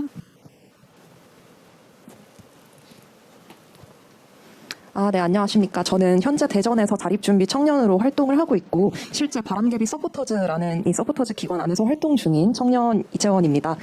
제가 이제 사실은 이 자리에 그 두 가지 이야기를 하러 왔어요. 이 자립준비 청년 이야기랑 이공계 이야기를 좀 하러 왔는데 후자는 많이 얘기를 잘 해주셔가지고 자립준비 청년 이야기만 좀 하도록 하겠습니다. 제가 애초에 질문을 드리고자 했던 것의 목적은 우선 이 보호아동 및 자립준비 청년의 보호 및 자립을 위해서 사실 다양한 사람들 그리고 다양한 기관들이 많이 힘써주고 계십니다. 왜냐하면 몇 년 전에 이제 굉장히 안타까운 사고들이 많이 일어났었고요. 이제 그런 일들로 인해서 자립준비 청년의 이 생활을 좀 더 개선해야 된다라는 이야기가 굉장히 정치권에서도 많이 나왔었어요. 그래서 실제로 이제 여기에 관여하시는 분들이 총 어떤 분들이 계시냐면은 아동보호기관이 계시고요. 보호시설 등이 있고 그다음에 가정위탁 아동들을 맡아서 지원하는 가정위탁 지원센터가 존재합니다. 그리고 자립지원 전담기관이라고 해서 이 아동들이 보호 종료가 된 이후에 이 아동들이 청년으로서 정말 성공적으로 자립할 수 있도록 지원을 해주시는 기관이 존재하고 그리고 이러한 모든 기관들을 사실 아울러서 정부 측에서 업무를 담당해 주시는 주무부처들이 있습니다. 대표적으로는 보건복지부와 여성가족부가 이 모든 과정들을 사실은 함께 작용을 하고 있는데요. 그런데 사실은 바람개비 서포터즈 하면 아마 보건복지부 장관께서 아실 수도 있는데 저희는 보건복지부 산하에 있는 사업입니다. 그런데 이러한 아동보호 그리고 이 자립준비 청년 지원과 같은 내용들이 사실은 보건복지부와 그리고 여성가족부에 모두 분산되어서 산계해 있는 상태입니다. 그러다 보니까 일례로는 제가 인터넷 서핑을 하다 발견한 사례였는데요. 이제 여성가족부 소속 쉼터 출신 청소년 분께서 이제 자립할 나이가 되셔가지고 자립을 준비하시려는데 정작 자립준비 청년 혜택을 받지 못하고 소외되었다라고 올해 7월에 게시글을 올리셨더라고요. 그래서 그러한 사회적인 그런 케이스들이 아직도 많이 발생을 하는 것을 보고 그리고 플러스 저희가 이제 바람개비 서포터즈 그리고 자립준비 청년으로 활동하면서 동시에 비슷한 그러한 배제되는 경우들을 몇 번 보면서 이런 것들이 정부 컨트롤 타워가 일단은 좀 존재해야 될 것 같고 그리고 거기에 계시는 실무진 분들과도 사실은 긴밀한 협력이 필요하다. 그리고 그 실무진 분들의 사후 관리 능력을 좀 더 향상하기 위해서라도 이 청년들을 사후 관리하는 능력을 향상하기 위해서라도 실무진들에 대한 상당한 인력 충원과 많은 노력이 필요하다라는 인상을 많이 받았습니다. 그래서 이런 그 주무부처가 나뉘어져 있는 이러한 상황 그리고 사실은 실무진들 사회복지사 분들인데요. 굉장히 일 많고 힘드시거든요. 그래서 이런 분들의 인력을 충원을 해서 궁극적으로는 자립준비 청년들의 사후 관리를 향상하고 그들이 성공적으로 사회에 정착할 수 있도록 돕는 이러한 큰 줄기에 대해서 어떻게 생각하시는지 의견을 좀 묻고 싶습니다. 아마 저희 시간 관계상 마지막 질문이 될 것 같은데요. 네, 혹시 여성가족부 장관님 의견 여쭤봐도 될까요? 시간이 제가 어제 오늘 청년 공감 콘서트에 나가니 엄마가 어떤 이야기를 할지 제가 10대인 딸에게 물어봤더니 엄마는 아무 말 하지 말고 그냥 들어라 라고 하더라고요. 그래서 제가 들으려고 했는데 아까 오픈 채팅 통해서 아까 김진희님 그 부분 말씀을 듣고 말씀을 먼저 드리겠습니다. 그 부분 제가 확인했더니 춘천 지역에 저희 세일센터가 광역가 지역이 있는데 있음에도 불구하고 뭔가 김진희님이 어려움을 느끼셨다면 저희가 행정에 닿지 못한 영역이 있는 것 같아서 왜 그런지 찾아보고 저희가 꼭 김진희님과 연결될 수 있도록 노력하겠습니다. 그리고 마지막 말씀하신 그 부분이 저희가 어제 국정질에서 나왔던 부분인데 저희가 사실은 대상이 중복되는 부분이 있는데 약간 그렇지만 되게 세밀하게 저희 약간 다르게 접근하는 부분이 있습니다. 단순히 단순히 아니라 자립 지원을 해야 될 부분과 저희가 또 가정과 또 학교가 청소년을 저희가 지원하는 중에 자립으로 나갈 때 저희가 또 다른 지원이 필요했던 경우가 있었고요. 그 말씀하셨던 그 수당의 차이 부분은 저희가 최근에 제가 청문회 준비 과정에서 확인됐더니 그 부분이 저희 극복되어서 같은 금액이 지급되는 것으로 확인되었습니다. 그러나 저는 자립 지원 수당이 50만 원 너무나 적다고 생각합니다. 제가 제 청년기 말씀을 잠시 드리면 사실 저희 청년기는 많은 갈등 혼란 중에 제가 예전에 월미도에 갔을 때 어떤 큰 바위 새겨진 거 보고 굉장히 마음이 딱 뜨거워진 경험이 있었거든요. 청년은 조국의 미래다. 굉장한 갈등 속에 방황하면서 바닷가를 찾았을 때 청년이 조국의 미래다라는 것을 보고 저는 다시 한번 제 마음을 다 잡고 돌아올 수 있었는데요. 정말 오늘 말씀을 들으면서 저희 미래가 바로 여러분임을 알게 되었습니다. 그리고 저희가 올해 이번 주가 청년 공감 콘서트를 계속 여러 콘서트 하셨던 것을 제가 다 들었는데 저는 사실은 매일이라도 이런 콘서트를 열고 싶거든요. 그래서 오늘 오픈 채팅에 글 올려주셨던 분들 가능하시다면 여성가족부의 청년 자문관으로 활동해 주시면 너무 감사할 것 같습니다. 그러면 제가 정말 자주 여러분들과 소통하면서 오늘 더 많이 듣지 못했던 이야기를 듣고 정책에 반영하고 싶습니다. 네, 고맙습니다. 감사합니다. 여성가족부 장관님 지금 200명의 청년들이 들었습니다. 네, 연락이 많이 갈 것 같은데요. 저희가 아쉽지만 지금 시간 관계상 네, 마지막으로 그러면 받고 짧게 부탁드립니다. 네. 네, 안녕하십니까. 저는 올해로 딱 30이 된 청년 박예성이라고 합니다. 예, 저는 세간에서 말하는 은둔 고립 청년 생활을 했고 지금 이를 벗어나려고 하고 있습니다. 예, 최근에 언론에서 이런 말이 나오고 있죠. 은둔 고립 청년이 매우 많고 한 추정치로 60, 80만 된다고 하는데요. 이것도 제대로 집계가 된 게 아니라고 하네요. 예, 이것은 국가적 손실이자 낭비다라는 말이 많이 나오고 있습니다만 이들이 왜 발생했는지에 대해서 원인 파악이 미흡한 것 같습니다. 이것에 대해서 진지하고 어떤 면에선 불편하지만 과거와 지금도 사회에 만연해 있는 폭력의 얘기를 안 할 수가 없습니다. 저의 얘기를 간단히 하자면 저는 뭐 가정폭력, 학교폭력, 교사들의 폭력, 그리고 체육계 폭력 등 군 면제로 피할 수 있었던 군내 가혹행위를 제외하고는 다 당해본 사람입니다. 제가 알아보니 대통령님도 이런 경험을 가지고 계시던데 여기서 사족을 잠깐 달자면 뭐 경기도 교육청이 그래서 제 피해에 대해서 진상조사 좀 해달라고 요구하니 그냥 깔끔하게 쳐내 터진데 그래서 뭐 제가 단답하러 갔고요. 뭐 이건 제 개인사 얘기였습니다. 뭐 이런 거에서 알 수 있듯이 은둔 구리 청년들의 발생 배경에는 여러 가지가 있겠지만 이 폭력의 문제를 언급을 안 할 수가 없는 것 같습니다. 열심히 하려고 세상의 기준에 맞추려고 해도 돌아오는 게 폭언과 물리적인 폭력이라면 거기에서도 어찌저찌 해내는 사람이 있겠지만 저처럼 절망하고 그리고 신물나서 그만두는 사람도 많을 겁니다. 그럼에도 이런 폭력이 만연한 공간에서 어떻게 성적이 나왔다고 그리고 그것이 자신의 공이라고 돌리는 이런 가증스러운 자들이 의수되고 살고 있는데 이건 딱 잘라 말해 고문의 힘이고 노예동원의 힘이죠. 이게 정상이 아니지 않습니까? 또한 이런 사악한 자들이 아직도 거리를 활보한다는 것이 은둔 구리 청년들에겐 또 다른 끔찍한 절망입니다. 그리고 축구로 예를 들자면 박지성, 손흥민 선수 같은 인재들도 이런 환경에 신물나서 그만둔 사람들이 제가 장난컨대 한 3-4명은 될 거라고 생각됩니다. 전 사회적으로 보면 저를 포함 엄청나게 많을 거고요. 성적과 효율을 내세우며 폭력을 정당화하는 그들의 주장도 사실 말이 안 되는 거죠. 그래서 대통령님과 정부에 강력하게 요청하고 싶은 바는 폭력 발생의 차단과 피해자의 회복, 그리고 가해자의 엄벌과 진상조사가 반드시 이루어져야 한다는 것이고요. 그리고 미래에 생길 수 있는 은둔 구리 청년들의 발생을 막고 이미 발생한 은둔 구리 청년들의 회복을 도울 정책이 반드시 필요하다고 생각됩니다. 그리고 마지막으로 당부 하나 드리고 싶습니다. 저 같은 경우에는 지금 사정이 좀 나아져서 이렇게 나와서 의견을 밝히기도 하지만 은둔 구리 청년들이 그 특성상 이런 어려움과 피해가 있음에도 말하고 밝히기 힘들고 그저 방구석 같은데 박혀가지고 눈물 흘리고 있는 경우가 대부분입니다. 그런 점을 잘 헤아려서 이들의 신고를 기다리는 것이 아닌 직접 찾아가서 진상과 실태를 파악하고 지원을 하는 게 반드시 필요하다고 생각합니다. 이상입니다. 들어주셔서 감사합니다. 네, 감사합니다. 우리 분들 청년 실태조사는 이루어졌지만 세부적인 뭔가 그 구축된 게 부족한 것 같긴 합니다. 그 부분은 저희가 의견 반영해서 살펴보도록 하겠습니다. 시간 관계상 이제 그 오늘 말씀을 못하신 분들은 저희 오픈 채팅방에 메시지 올려주시면 대통령님께 꼭 전달해드릴 예정입니다. 올려주시면 되겠고요. 마지막으로 오늘 다양한 청년들의 말씀을 들었는데 자리를 마무리하는 대통령님의 말씀이 있겠습니다. 네, 긴 시간 여러분들 말씀 아주 잘 들었습니다. 여러분들이 하신 말씀뿐만이 아니라 실제 현장에 있는 여러 문제들을 정책으로 만들어서 지금보다는 좀 나은 세상 만들어서 여러분께 희망을 만들어 드리도록 노력하겠습니다. 그러면 따로 얘기하기 좀 그래서 그러니까 우리 여가부 장관님 전에 한번 얘기했던 거 있잖아요.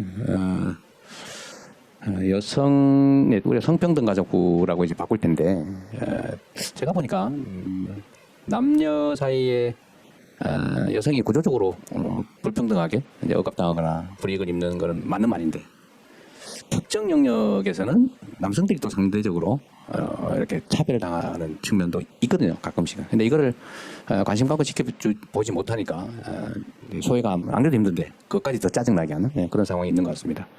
제가 아까 얘기했는데 70.3% 여성이 차별받는다고 생각하고 그보다 0.1% 많은 70.4%는 남성이 차별받는다 이렇게 생각한다는데 구체적으로 그게 뭔지 저는 여성들의 차별 느낌을 이해하거든요.